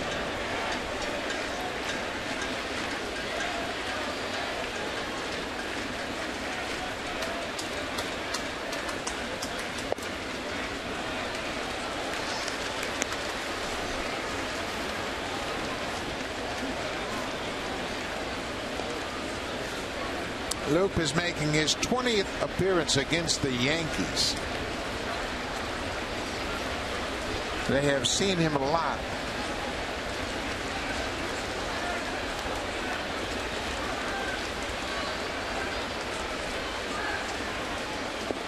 Not close. Bounced in the dirt. Now it's 3-1. Loop's delivery is unorthodox, and it has a tendency to come and go. Derek Jeter is on deck. Yeah, that release point tends to come and go because he throws so far across his body. It's deceptive to the hitters, but at times the command can go. Well, he sticks that outside corner. Now it's a full count. Beltran at second, Kelly Johnson at first. They'll be off on the pitch with 2 outs. Yankees have a 2-1 lead. Brett Gardner has supplied all the offense for the Yankees. A 2-run home run in the third.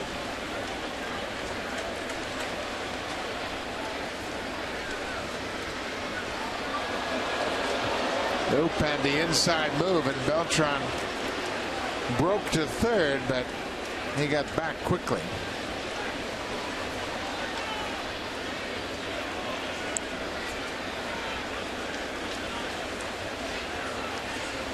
Blue Jays outfielders all throw well, so that's important to keep Beltran close. There they go.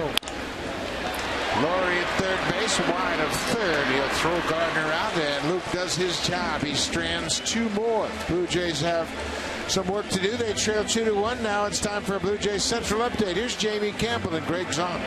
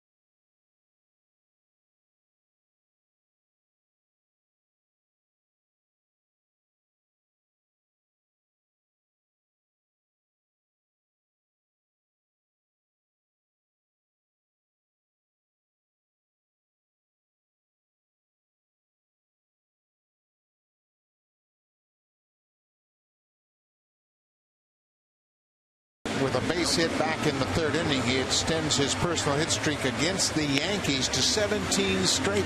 Pretty impressive run against his former team. 333, 5 doubles, 5 homers, 12 RBIs. That's the second longest hitting streak now of an active player versus any opponent. That's 17 in a row. That ties him with Alan Craig of St. Louis at 17 straight versus the Milwaukee Brewers. Robinson Cano and Jose Reyes have the longest active hit streak against a particular team. Cano has hit in 18 straight against the A's, and Reyes has hit in 18 straight against the Tigers. Cabrera also has an interesting streak against New York. He's homered in 3 straight games. All three of those games at Rogers Center earlier, he homered against Tanaka in Game 1, David Phelps in Game 2, and CC Sabathia in Game 3. Blue Jays trail 2-1. Tanaka drops that curveball in there for a strike. Blue Jays haven't been happy with the strike zone their hitters have had to deal with. Tanaka has been given some of those low strikes. And as we heard from Kevin Seitzer, that plays right into his plan of attack. Some of the fastballs that were down early in the game, down in the mind of Kevin Seitzer, John Gibbons, and some of the Blue Jay hitters, that plays right into that splitter then. You start getting that low fastball and you put swing in the mind of those hitters, and you're going to have big strikeout games.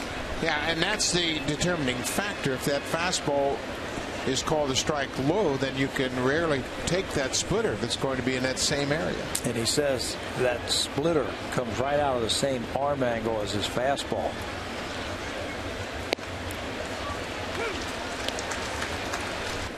Two balls and two strike. Melky Cabrera leading off the fifth. It'll be Bautista and Encarnacion next.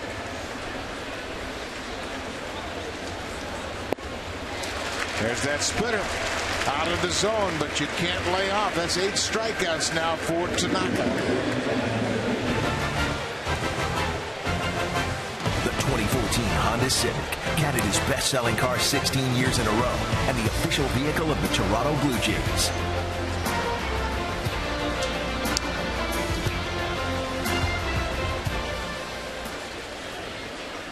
Jose Bautista, the right fielder, has gone 0 for 2 so far.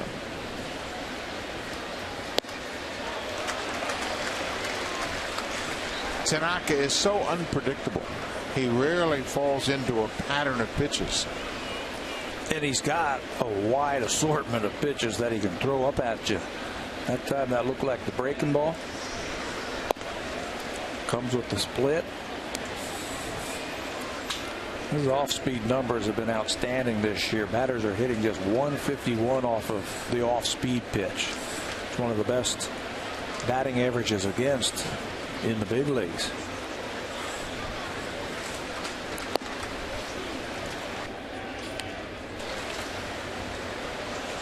Two balls and a strike.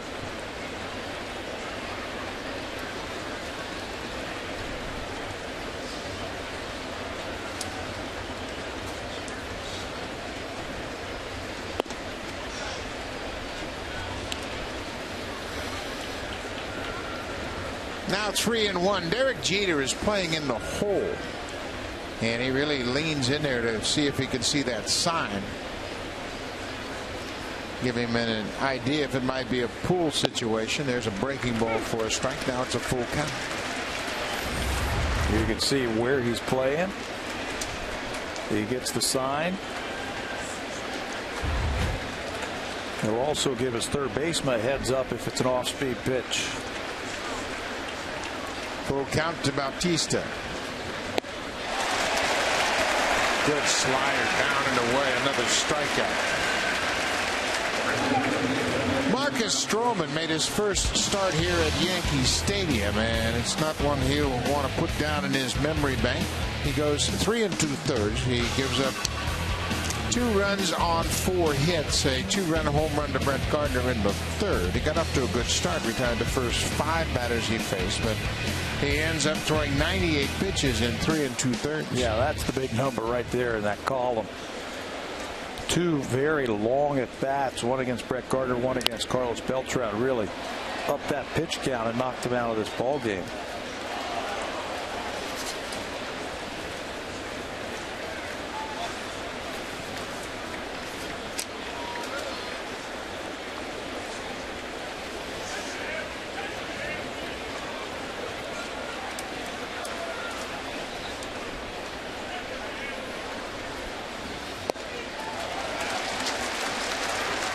Tanaka is zeroed in now. Those are almost perfect pitches right there from Tanaka. Down at the lower part of the strike zone. Blue Jays just not picking up that splitter right now. 9 punch outs through 4 2/3.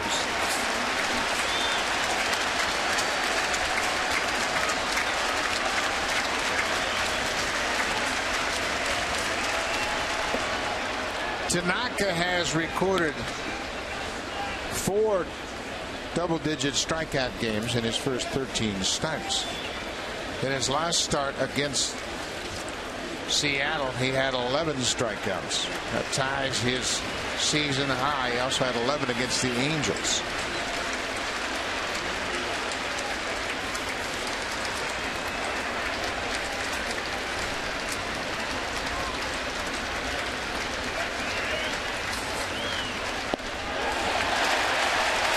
Tanaka strikes out the side in the 5th. He has struck out 4 in a row. He has another 10 strikeout game through 5 innings.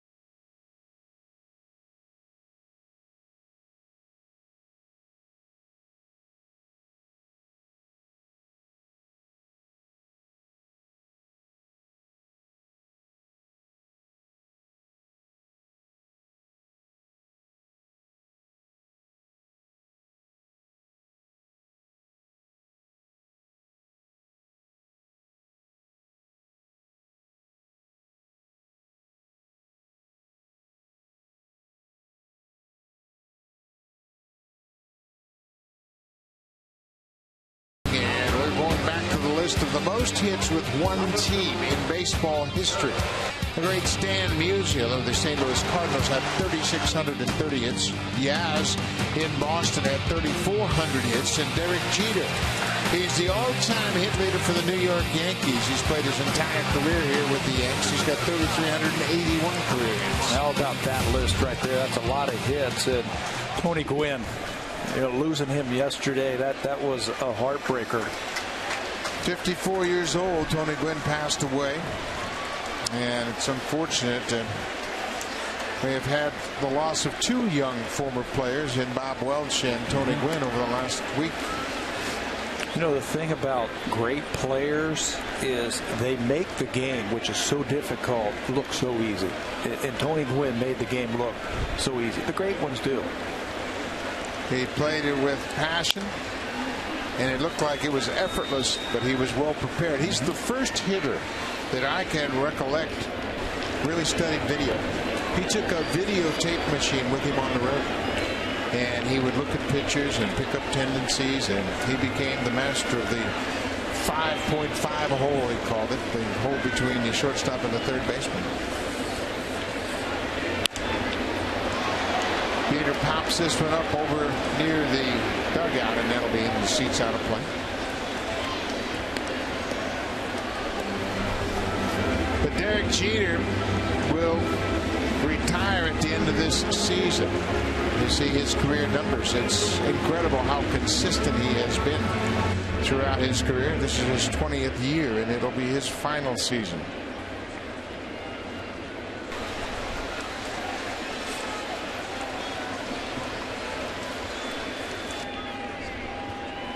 Aaron Luke came into the ball game with 2 outs in the 4th, and Jeter gets a piece of it. You and I were talking on the way to Yankee Stadium today about Derek Jeter.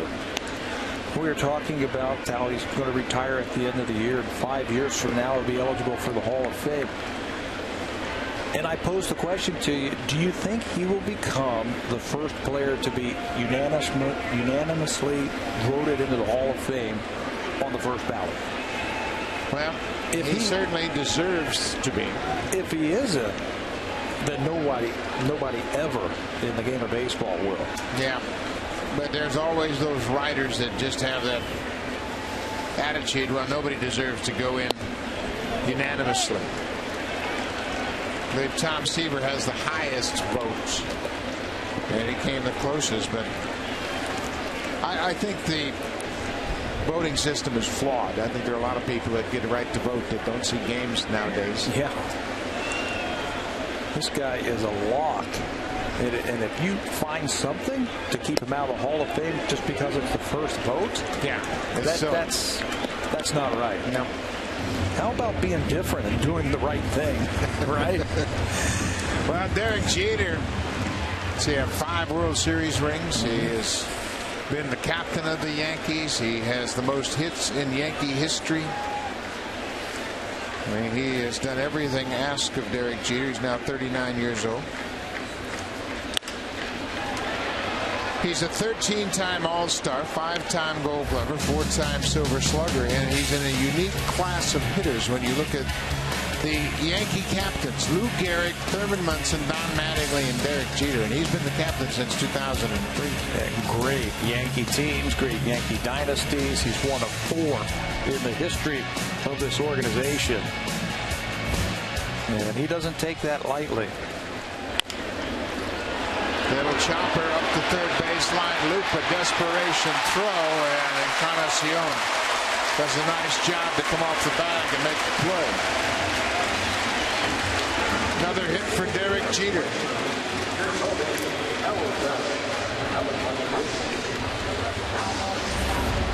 Jeter is 2 for 3 tonight. Just find a way.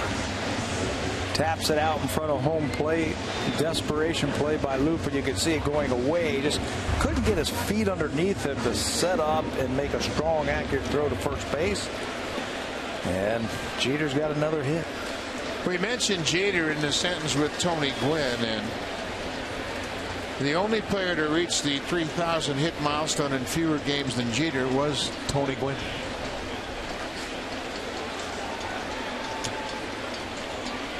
Tony Gwynn reached that milestone in 2,284 games. Jeter reached 3,000 hits in 2,362 games. Amazing.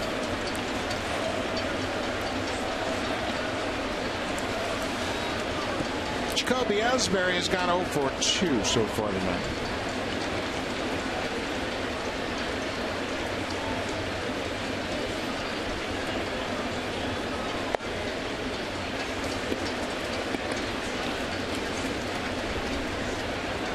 Aaron Loop, you wouldn't expect he would work an extended outing here tonight given the uncertainty of Brett Cecil's availability. That's where I'm going. I'm thinking the same way. Cecil says he could pitch today if they need him. Cannavaro let that one get away from him. The ball was in the dirt. He tried to backhand it, and that cost him a wild pitch. Well, the double play taken out right there. Got to keep this ball in front of you. Do everything you can to knock it down. You can see the backhand. It rolls right up his arm. Yeah, that ball in the dirt is tough to backhand. You got to block it and keep Jeter at first. Keep double play in order. It's a 2-1 game. Jays are well within reach.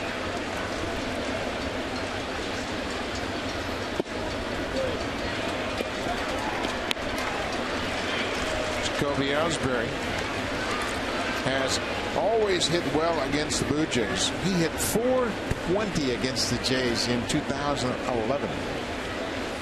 Had a terrific season. That was his best offensive season. He gets tied up with that pitch. That's the one season where Ellsbury really kind of stood out offensively. You go back and look at that season. He had 321, 46 doubles, 32 homers, and 105 RBIs. He's never come close to those numbers since. Or before in his career. He started that year hitting at the bottom of the lineup. The Boston Red Sox started turning on pitches. Had a huge year. Bouncing ball. That would have been 2 had not the wild pitch happened. Jeter goes to third, 1 out.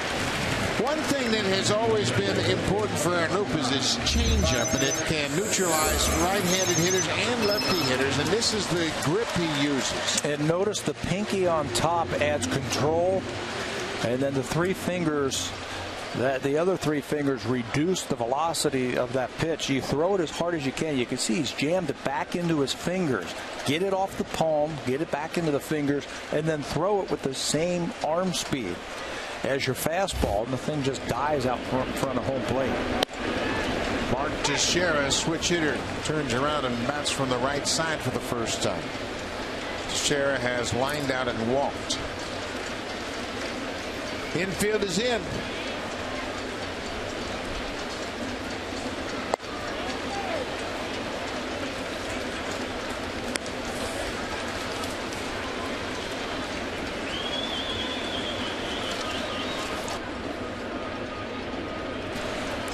The Yankees have had problems lately driving in runs from scoring position. Teixeira checked, according to Gabe Morales at first.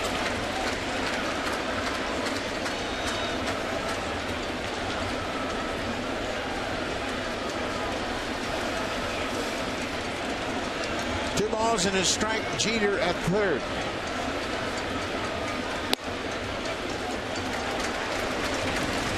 Now 3-1. Pat Redmond has started to loosen up. Brian McCann is on deck. Base hit into center. Jeter will come in to score. Teixeira picks up the RBI, his 33rd of the season. It's almost like he was waiting for that fastball in the inner half. Fed him a couple of change-ups off the plate, and then Teixeira had it in the back of his mind that they might try to slip a fastball in the inner half, and he's waiting for it. Muscles that into center field, and that wild pitch that's not blocked set up that run for the Yankees. Derek Jeter scoring that run. That was the 1900th run that he has scored in his career. Just about everything he does now is a milestone.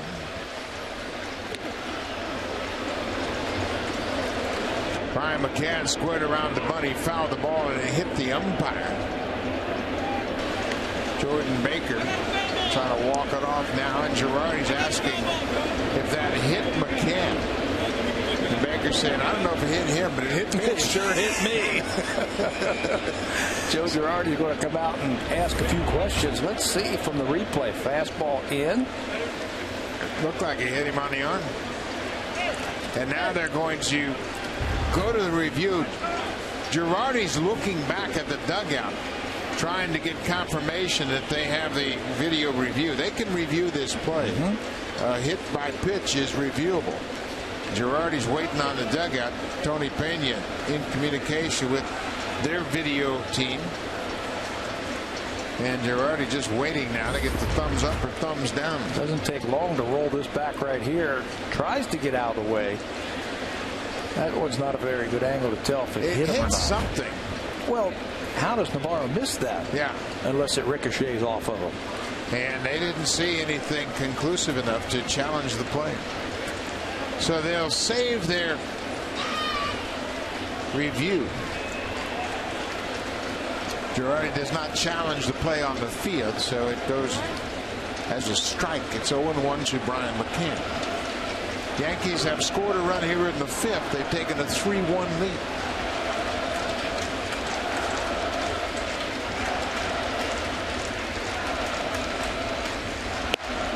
Inside again.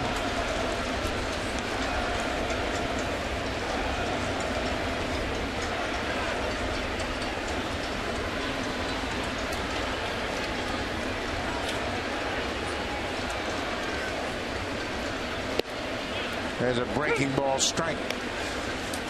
Now it's 1-2.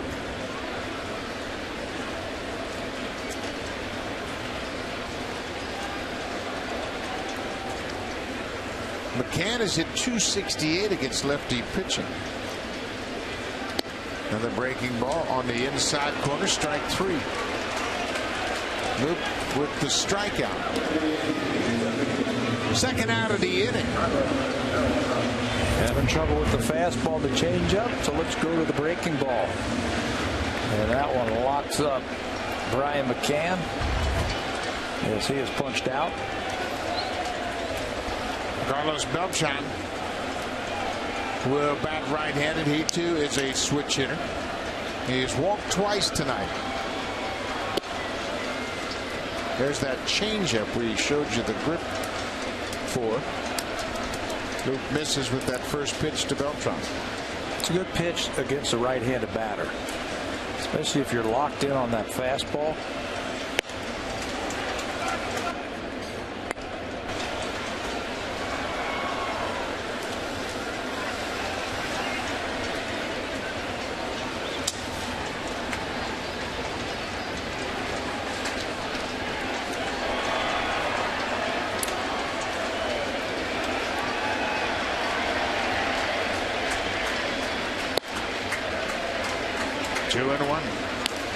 Loop has thrown 32 pitches now.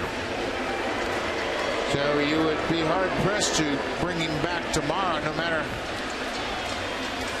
if he gets this out or not. There's a strike. So you got to figure that Brett Cecil is going to be okay. Cecil is in the bullpen tonight. He threw prior to this game. He is dealing with a groin injury. This is popped up and playable. First baseman Encarnacion makes the catch. The inning is over, but the Yankees add an insurance run. They've taken a 3-1 lead.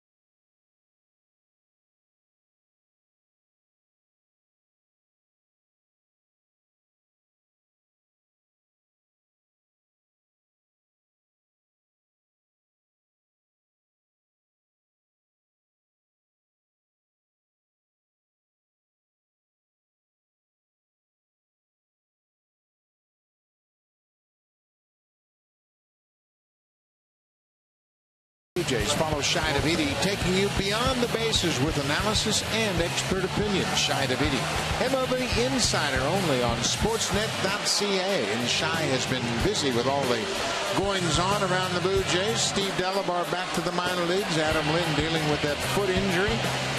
And Shai Davidi will keep you up to speed on everything going on with the Blue Jays. Colby Rasmus, day to day. Played 9 innings, DH last night, feeling better, very close. Any day now, Alex Anthopoulos says that we'll see Colby Rasmus again.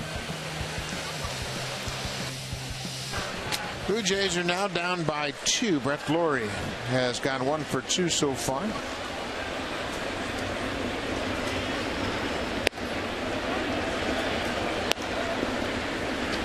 Masahiro Tanaka has 10 strikeouts.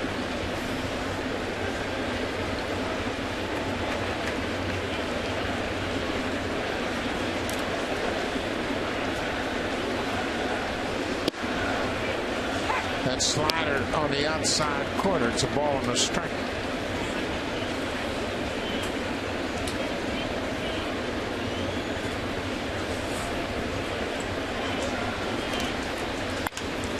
Ground ball right to Brian Roberts. strikes. One down. Tanaka wobbled early, gave up the first inning home run, but boy, did he get zeroed in. He has settled down and he's starting to pile up the strikeouts. Fifth time that he's at double digits in strikeouts in a game this year. He's got 10, 11 last time out. He's done it with curveballs, splitters, a fastball, a little bit of everything. Blue Jays just had not been able to pick up that split finger fastball from him tonight.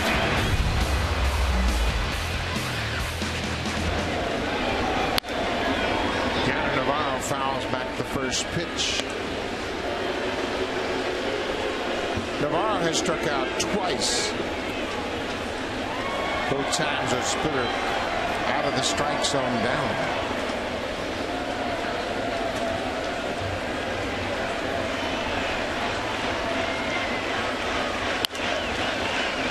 For Tanaka, we mentioned he didn't have command early.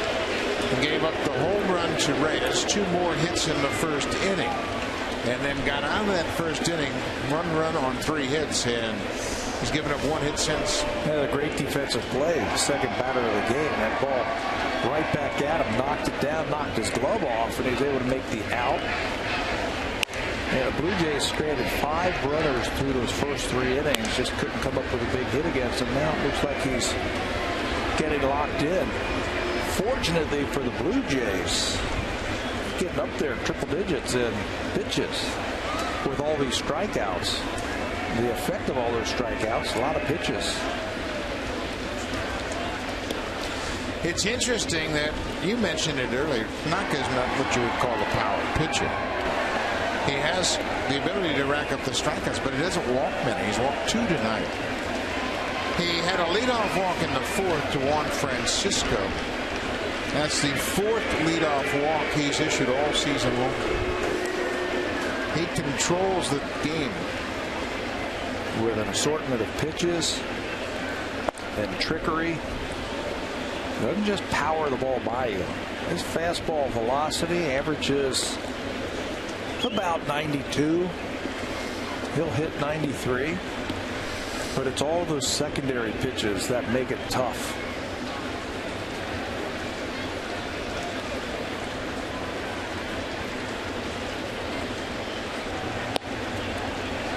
Navarro lays off that nasty breaking ball. It's now a full count. Juan Francisco is on deck.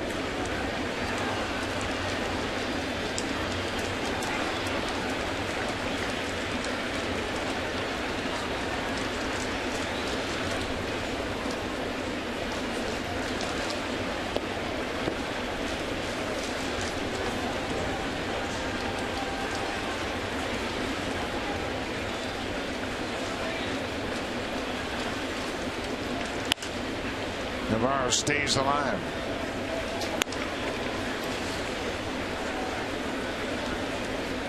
Tanaka has been the Yankees stopper. He has snapped a 3-game losing streak and 2 4-game losing streaks. See his season average in pitches per game, 106. Another ball knocked down by Tanaka. He's got plenty of time and makes the play to throw out Navarro. 2 down. Canon's Best in Glass sales event. Performance cameras and lenses at the season's best prices. Visit canon.ca/bestinglass.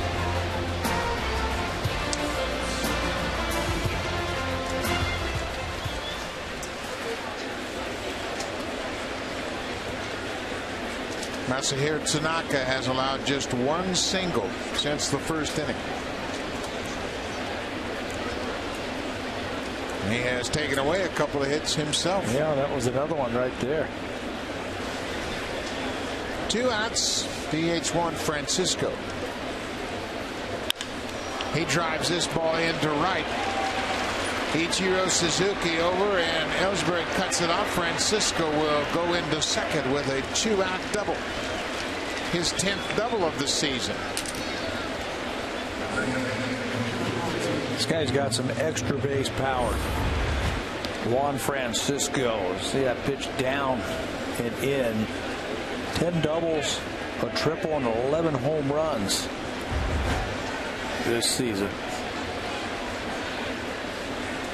So the Blue Jays have a runner in scoring position with 2 outs. Munenori Kawasaki has struck out twice against Tanaka. Yankees outfield is shallow. Kawasaki doesn't have a lot of power, so they can come in and play shallow.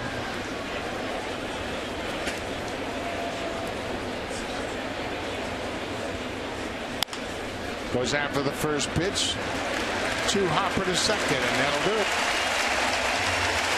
Tanaka is out of the 6th. The Blue Jays strand another base runner. We'll go to the bottom of the 6th. Todd Redmond into the ball game to face Suzuki when we come back.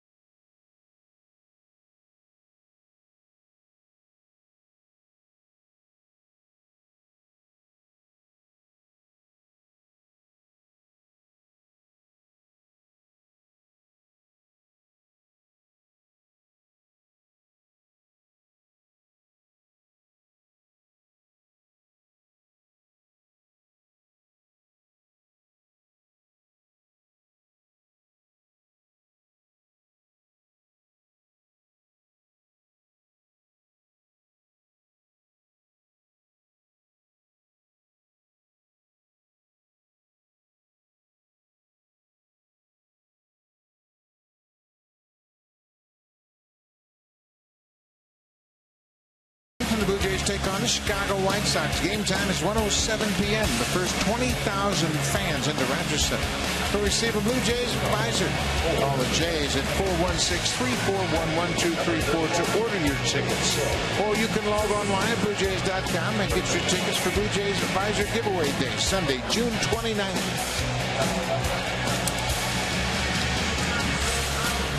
New pitcher into the ball game for the Jays will be Todd Redmond, taking over here in the 6th. Last time we saw Todd Redmond, that was 9 days ago against the St. Louis Cardinals, where he threw 5 innings. They were shutout innings, just gave up 4 hits. The long man out of the bullpen for the Blue Jays. Very respectable 283 earned run average. In case you're just joining us, Steve Delabar has been optioned to AAA Buffalo. Kind of a surprising move took place before this ball game. Munenori Kawasaki was added to the roster to take Delabar's place.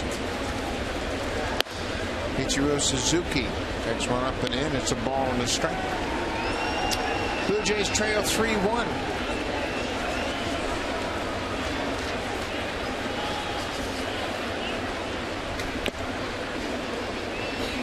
Foul tip. 1-2.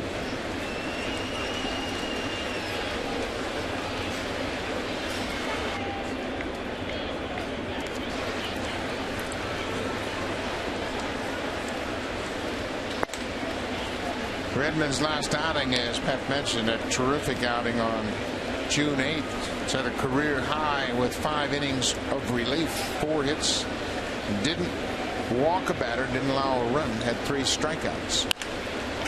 Suzuki hits it on the ground. Reyes near second, throws it in the dirt. It's scooped by Encarnacion, 1 down. This copyrighted telecast is presented by authority of Rogers Blue Jays Baseball Partnership and may not be reproduced or retransmitted in any form. And the accounts and descriptions of this game may not be disseminated without the express written consent of Rogers Blue Jays Baseball Partnership. Second baseman Brian Roberts has gone 0 for so far tonight.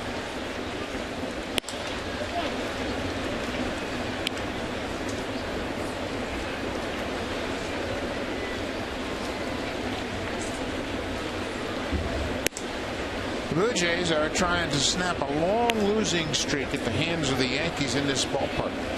They lost all 10 games here last year, and they are looking for their first win in 14 games. They lost 13 in a row to the Yankees here in the Bronx. That's hard to imagine.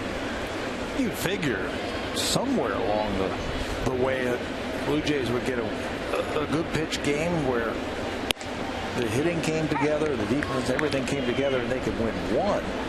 But last year it was tough walking off this field for the Blue Jays when they would lose to the Yankees.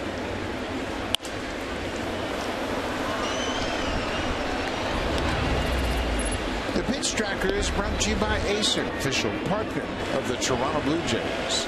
And Blue Jays have had their share of walk-off losses here against this team.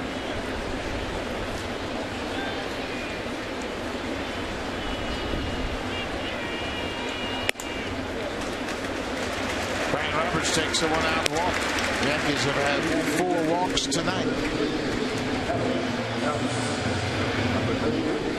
It's always the way the Yankees lineups set up. They have a lot of patient hitters, a lot of veteran hitters, and they don't make you throw a lot of pitches. You know, I think you can say that about every team in the American League East now. Dylan Betances is warming up now for the Yankees. Tampa Bay's like that. They really work the count. Boston Red Sox are like that. Maybe the most free swinging team is the Baltimore Orioles. Kelly Johnson goes after the first pitch. It's a high fly ball to the left. That's the second out of the inning. Yeah, the Orioles are a free swinging ball club. The Blue Jays have just changed their profile this year. They were free swinging like the Orioles. I think they fit the model here in the American League East, how it worked count and take your share of walks and get a 3-run home run.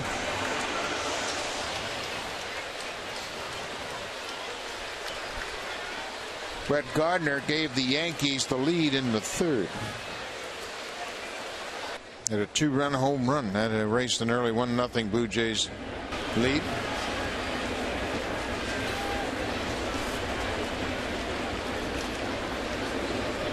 Roberts is 4 for 8 in stolen base attempts. Roberts led the American League in stolen bases back in 2007 for the Orioles. He had 50. Not running here. Fouled off. Go back to the third inning with a man aboard, Brett Gardner, with a big swing of the bat. His best numbers in his career have come against the Blue Jays, and this is just a perfect pitch for him. Sweeping breaking ball to the inner half right there. As a left-handed batter, all you got to do is make sure you hit it out in front. And that's what he did right down the line. 2 quick runs. Wiped out a 1-0 Blue Jay lead. How about the 2 home runs tonight? As another ball gets by Navarro by the leadoff batters. Jose Reyes hit the first pitch of the ball game into the seats in right. For Reyes, that was his 5th home run. And Brett Gardner, the leadoff hitter for the Yankees, had his home run in the third.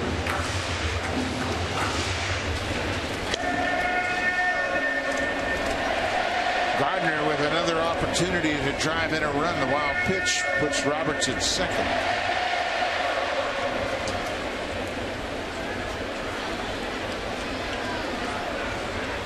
The home run for Gardner was his 7th career home run against the Jays. He came into this game hitting .335 against the Blue Jays. His best average against any American League team.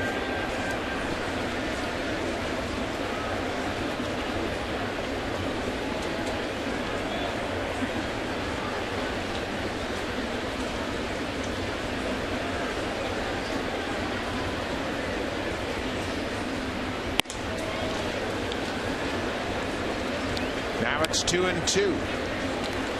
Todd Redmond in relief of Aaron Luke. Luke pitched an inning and a third. Gave up a run on 2 hits. More significantly, the fact that he threw 34 pitches in an inning and a third.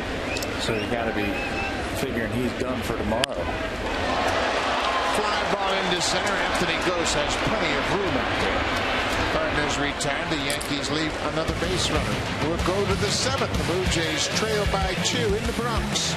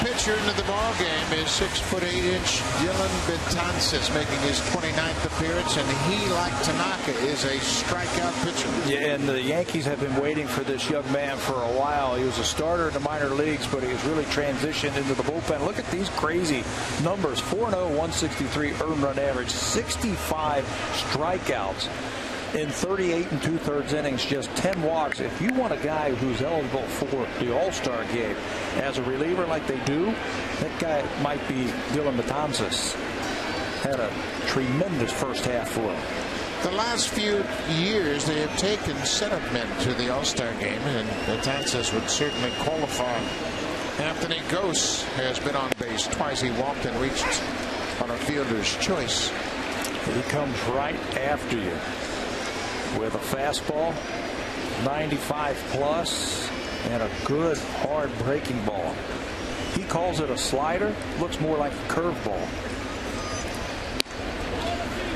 He could certainly create a great downward angle at 6'8".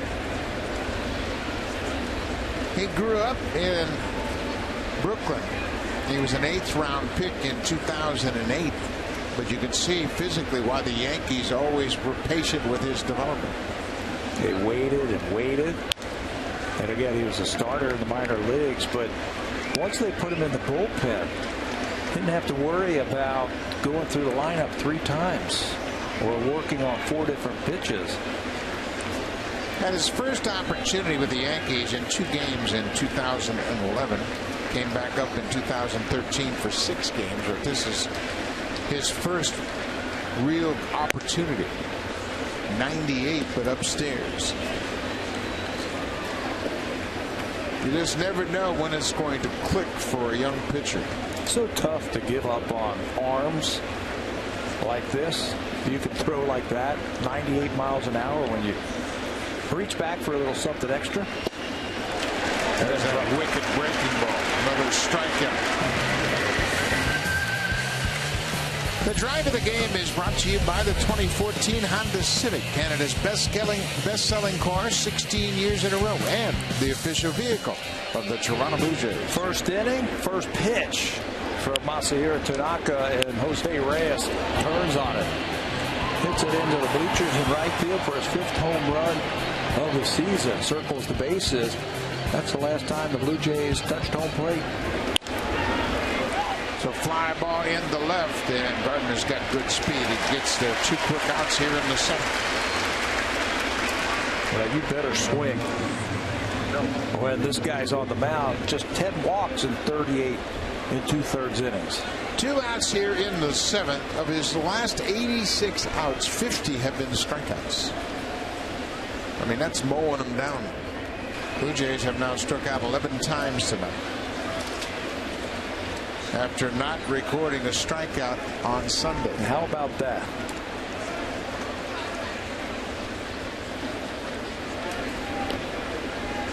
Well, that's a hard breaking ball. 82 miles an hour with that forward slider.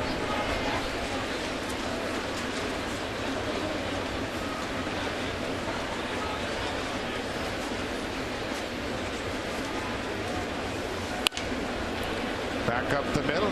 Jeter near second. Quick inning for Dylan Betances. Will go to the bottom of the 7th. The Yankees have a 3-1 lead.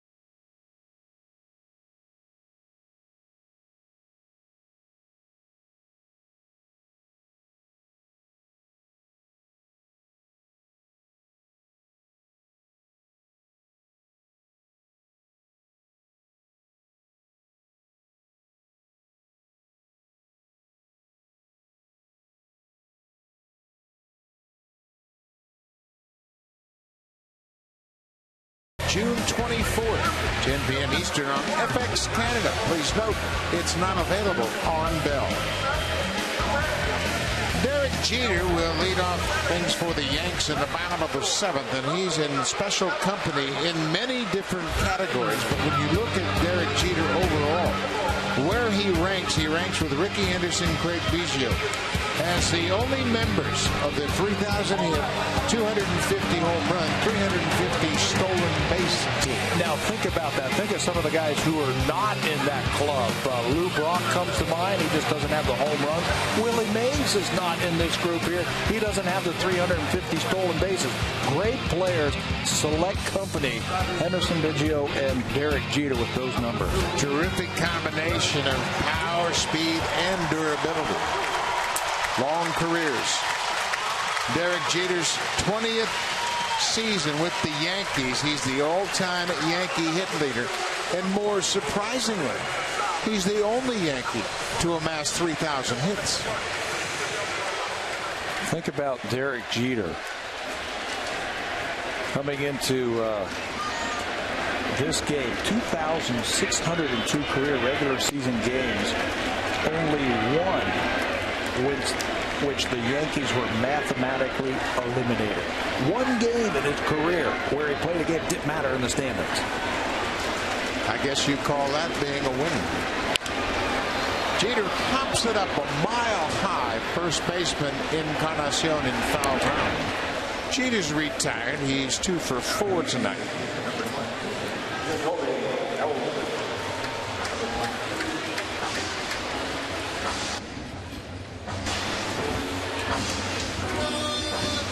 Jacoby Ellsbury. He's gone 0 for 3. Ellsbury has really tormented the Blue Jays throughout his career. Came into this game 7 for 14 in the 3 games at Rogers Center earlier. Likes that fastball down and in.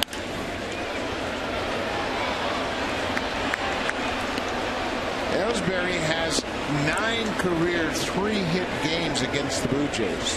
3 or more hits 9 times. Since 2011, he had 3 4-hit games against the Jays in 2011 alone. Time to change the way they're pitching them. Get a new scouting report. Ellsbury's behind 0-2. They have handled in the night. 0 for 3 before this at bat. And he strikes out. Redmond gets his first strikeout since coming in the game. Masahiro Tanaka in line for his 11th win. And once again, he was terrific against the Blue Jays. He picked up his first big league win against the Jays in his first big league game on April 4th at Rogers Center. Sharp splitter tonight. Tough combination, the fastball, the splitter, and the breaking ball. 3 pitches that he can use for strikeouts. He's got another double-digit strikeout game. 10 of them tonight. Mark Teixeira. Teixeira drove in a run with a single in the 5th. Extended the Yankees' lead to 3-1.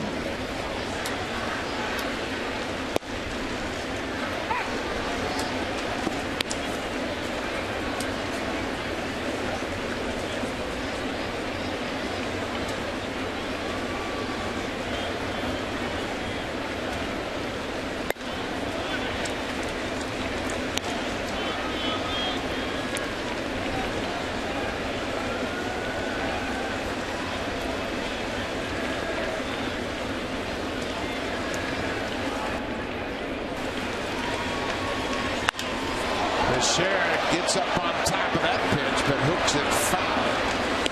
He tried to rush that fastball by him, and he was all over it. How did he get on top of that one? Looked like Redmond dropped down a little bit, showed him a little different arm angle. That didn't faze Mark Teixeira. Tomahawked that bad boy.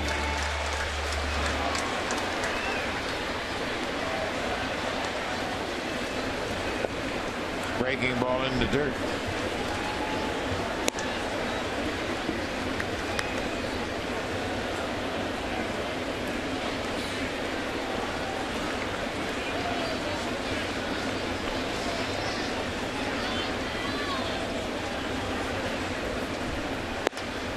Now it's a full count.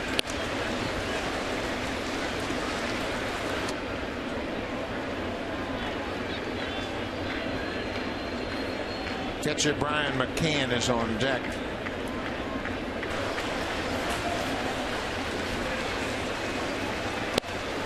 Strike 3 called. Fastball at the knees. Couple of strikeouts for Redmond in the 7th.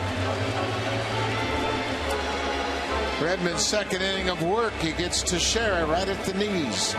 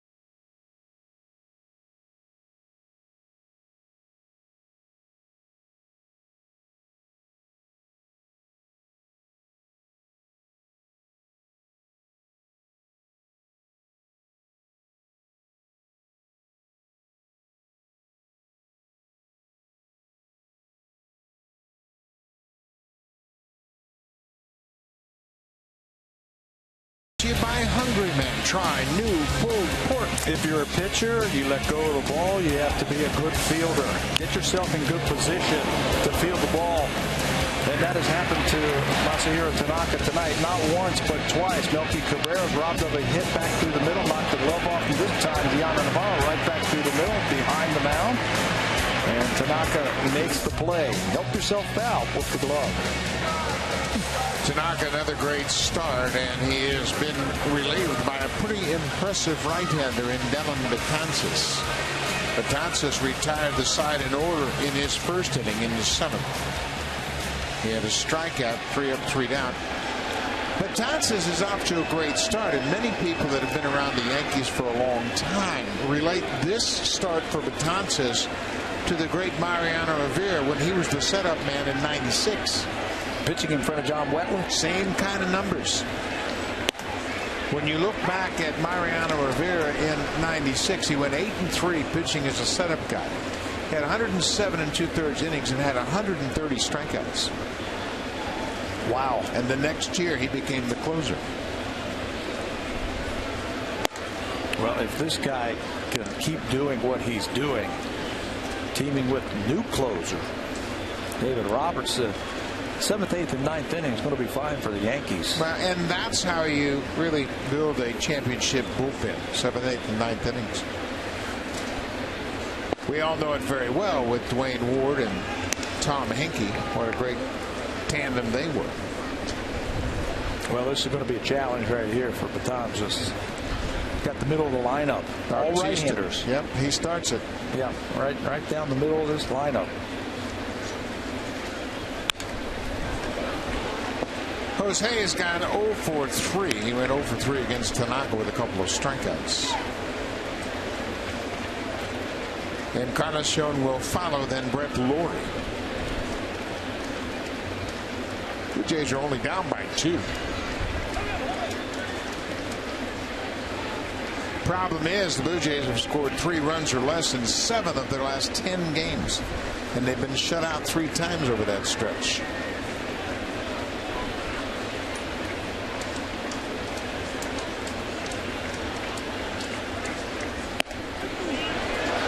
Strike 3 call. Nasty slider, 1 down. Let's check in with Jamie Campbell.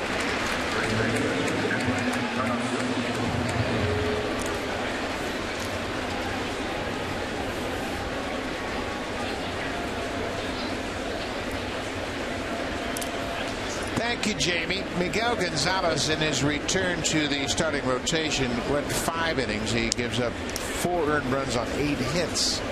Bedard lasted only 4 innings for the Tampa Bay Rays, and Brian Mattis is now into the game. Back end of the Orioles bullpen has been very good lately.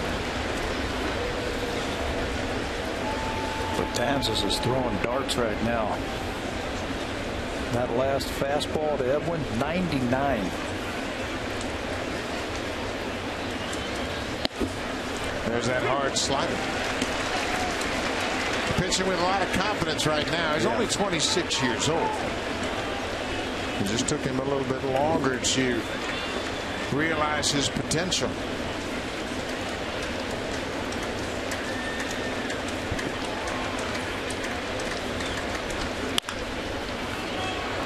That's a foul ball, called foul by the third base umpire, Chris Conroe.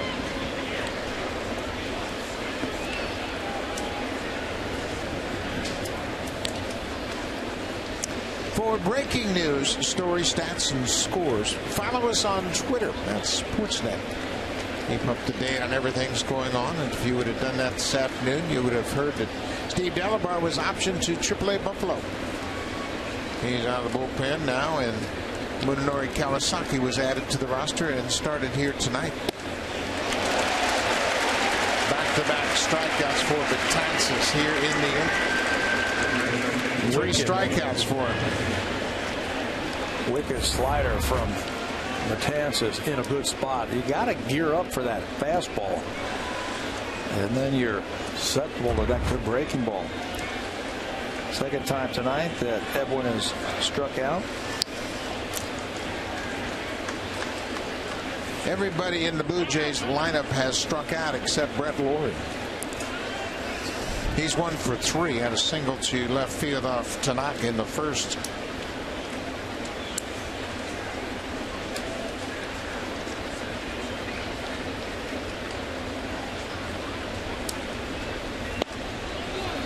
I think he's loose. I think he finally got that arm loose.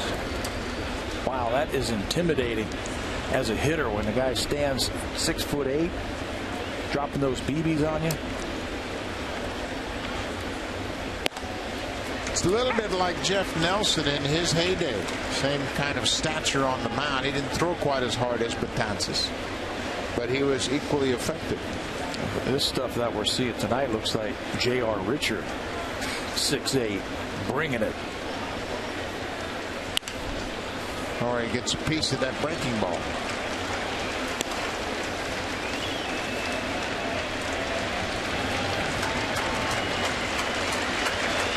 Yankees have a 3-1 lead.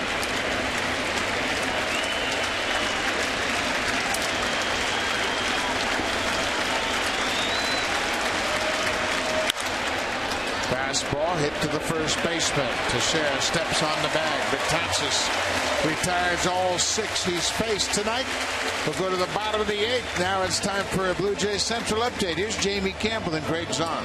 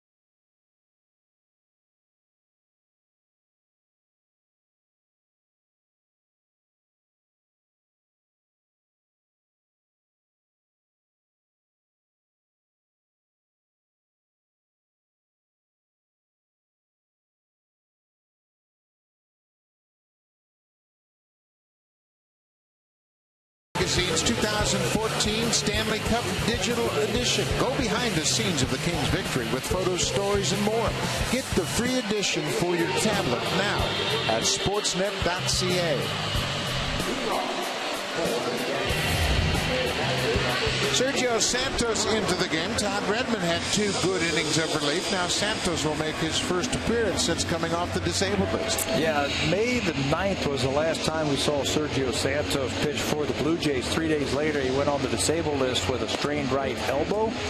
Made a couple of appearances in Double-A on a rehab assignment. He was just brought back up. A couple of days ago, I talked to him in the locker room in Baltimore. He says his elbow feels fine. He can throw all of his pitches right now. Fastball, breaking ball. That's been the pitch that has been good for him. It comes to this ball game trying to keep it a 2-run game. It'll be Brian McCann, Carlos Beltran, and Ichiro Suzuki to face Santos here in the Yankees 8th.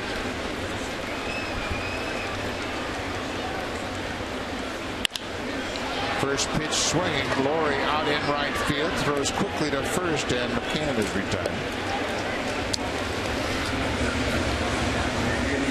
Well, what a weapon Lawrie is out there in right field. He is the third baseman tonight, but he will go out there when you have a dead pull hitter like McCann, and he made it easy.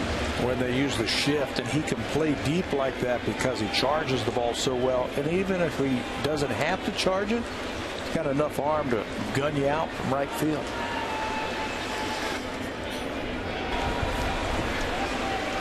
Carlos Beltran.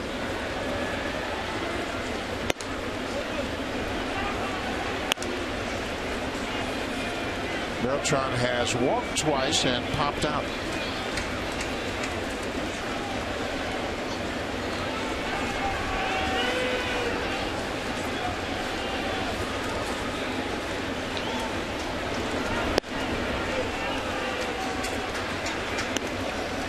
Two and oh.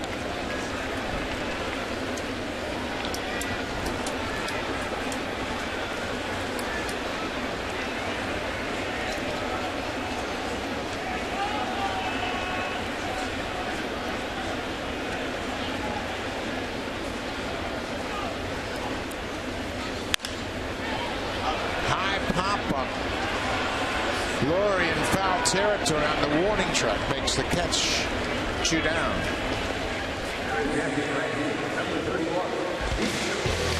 Rogers customers can watch the Blue Jays on Sportsnet live on your smartphone. Visit RogersAnyPlaceTV.com/sports to get started. That is the Grand Hall there at Yankee Stadium, and that is David Robertson, the closer, loosening up. Robertson with 16 saves so far. Ichiro Suzuki, the right fielder.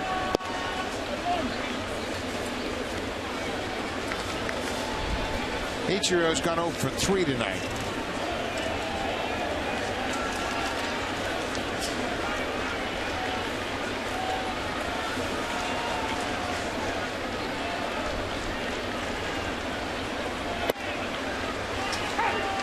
Santos got into a real rut before he went on the disabled list, throwing a lot of breaking balls.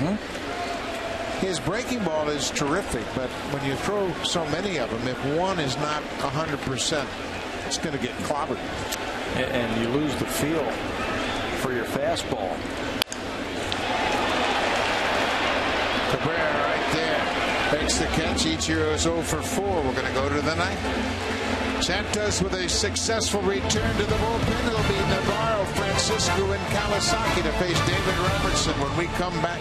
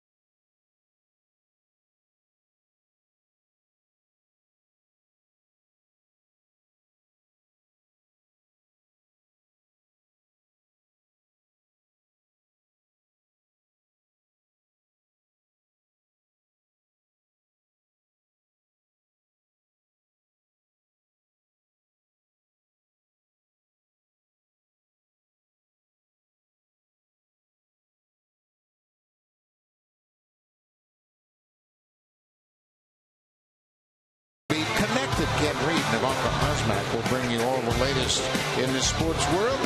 And on one right now, you can see more baseball. Texas is in Oakland to take on the A's. Yu Darvish on the mound for Texas against Tommy Malone, the left-hander for the Oakland A's. So that's on Sportsnet 1 coming up right after this ball game.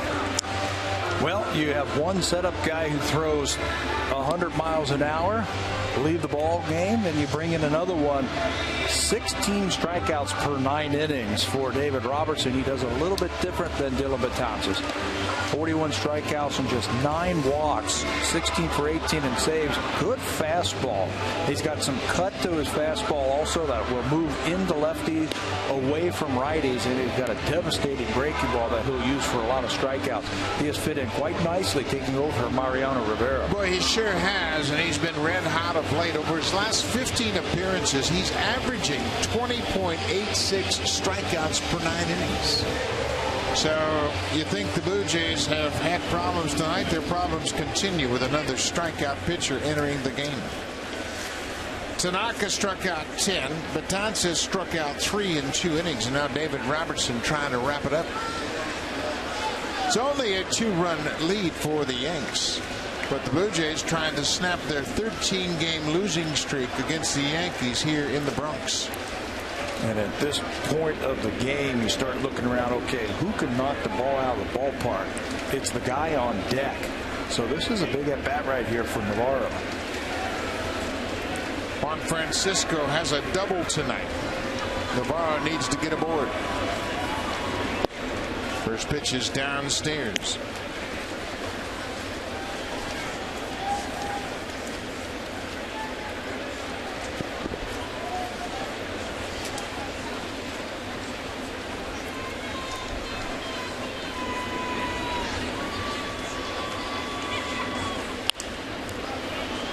Little cutter that is fouled out of play at 92.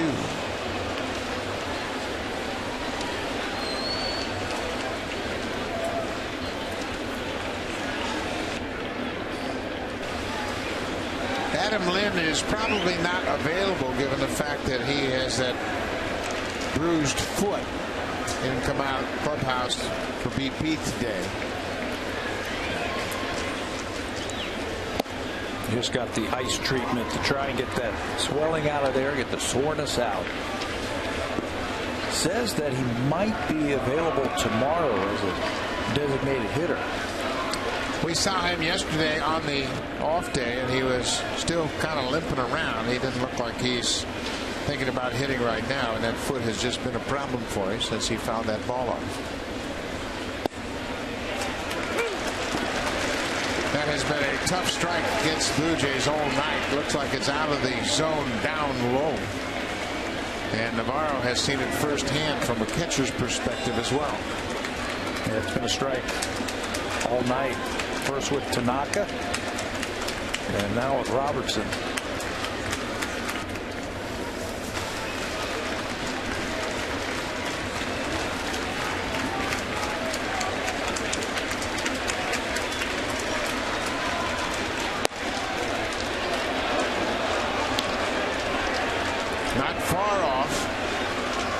Francisco doubled his last time up, hit a ball in the alley in right center.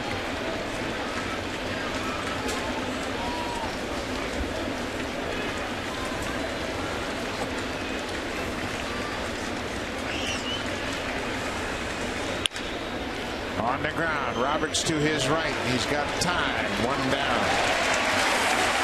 Now it's time for a preview of what's coming up on Connected. Here's Ken Reed and Ivanka Osman.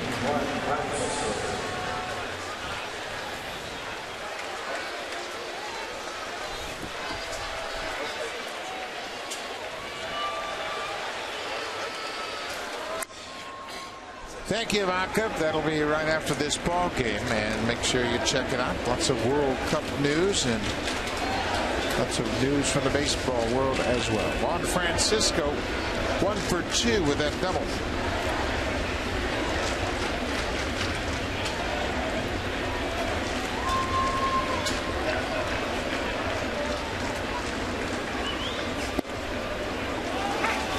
This does not bode well for Francisco. Robertson's got that wicked curveball. Yeah, he's got a good curveball. You got to figure some time in this at bat he's going to challenge him with at least one fastball. Nope. No reason to now. This is the first time Francisco has faced Robertson. Watch the movement and how easily in the depth of that breaking ball just gets underneath the bat of Juan Francisco. He's got to be thinking curveball here.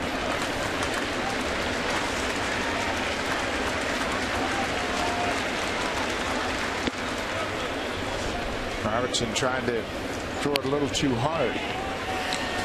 Kevin Seitzer has talked to Francisco about hitting the breaking balls, and he said you don't have to try to hit it hard. Hit it like a single, and your strength will take care of the carry. And maybe slow things down. Every swing is not a max effort swing. We're starting to do some drills to help him hit that breaking ball. The first thing he has to do, though, he has to recognize it. He has to recognize a strike or a ball with that curveball. And take like he just did right there. Do you think Robertson tries to sneak a fastball by him? It's in the back of your head. 2 balls and 2 strikes. Nope, wouldn't do it. Now he's got to throw him a fastball here, don't you think? Yeah, there's no reason to risk walking him. Yeah, he's missed badly with 3 straight breaking balls trying to throw the perfect breaking ball.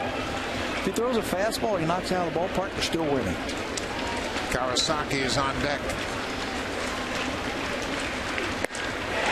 Through the fastball, 94, and gets the strikeout. That's 14 strikeouts for the Yankees tonight. Fought back in the count, got the fastball, but it's up.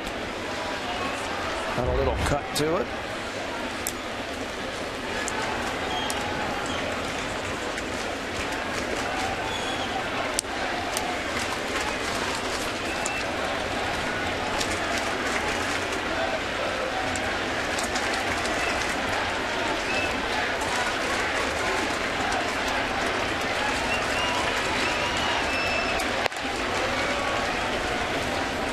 Kawasaki was recalled from AAA Buffalo, inserted into the starting lineup tonight. He's gone 0 for 3 with a couple of strikeouts. Trying to keep the Blue Jay hopes alive.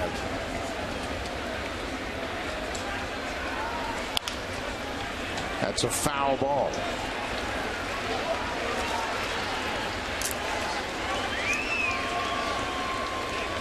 Robertson is 4th in the American League with 16 saves.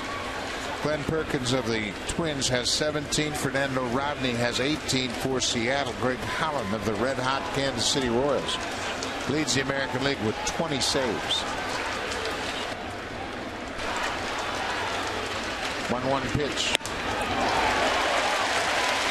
And like Mariano Rivera, who set up John Wetland, became the closer, Robertson set up Mariano Rivera for a few years, and now it's his job. He's done a good job.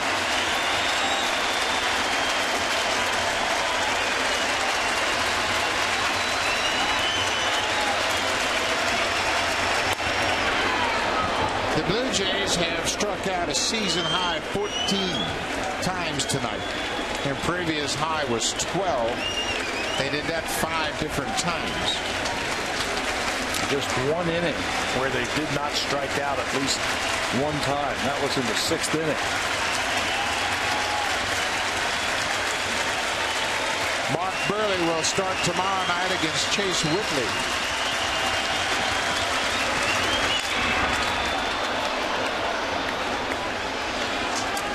Everybody in the Blue Jays lineup except Brett Lawrie has struck out tonight.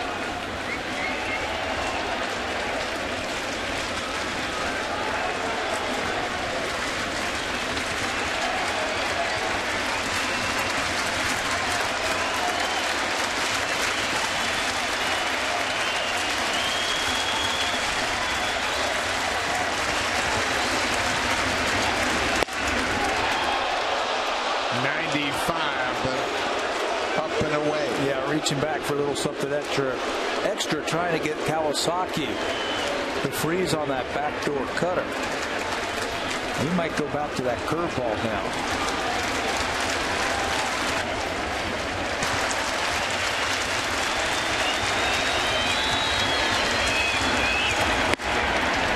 Another fastball that's missed upstairs. Full count. Anthony Ghost would be next.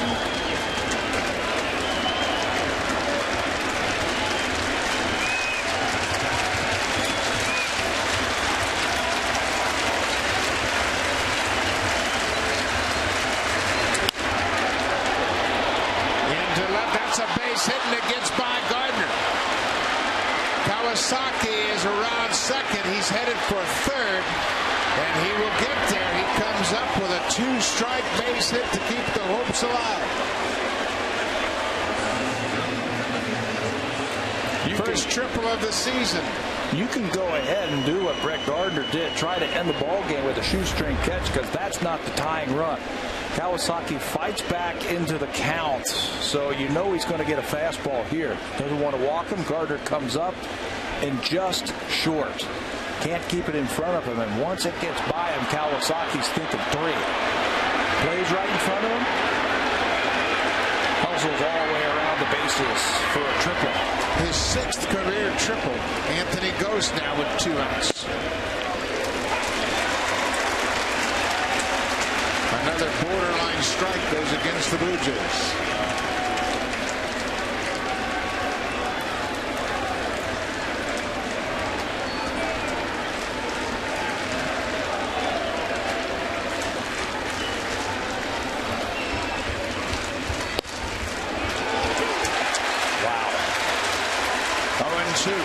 Two pitches that Ghost thought were off the plate, and now he really has to battle.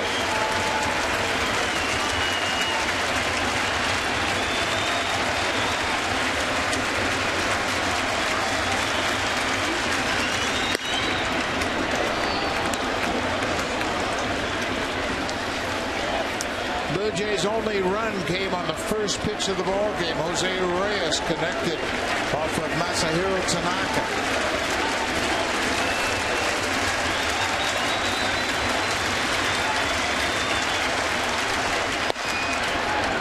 Good take. Hard breaking ball. Now it's 2-2. Reyes is on deck.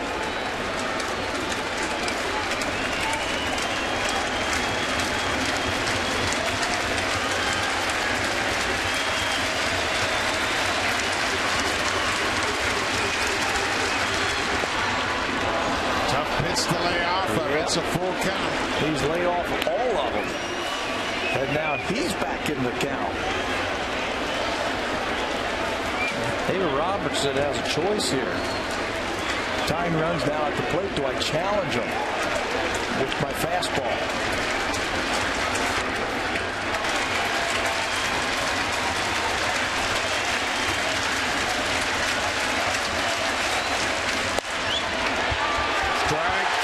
Called. Fastball right at the knees. 2 strikeouts for Robertson. The Blue Jays strike out 15 times tonight against the Yankees. He goes to the fastball with a little cut on it. Ghost thinks it's low, but it's been a strike all night, that low strike. And the Blue Jays come up just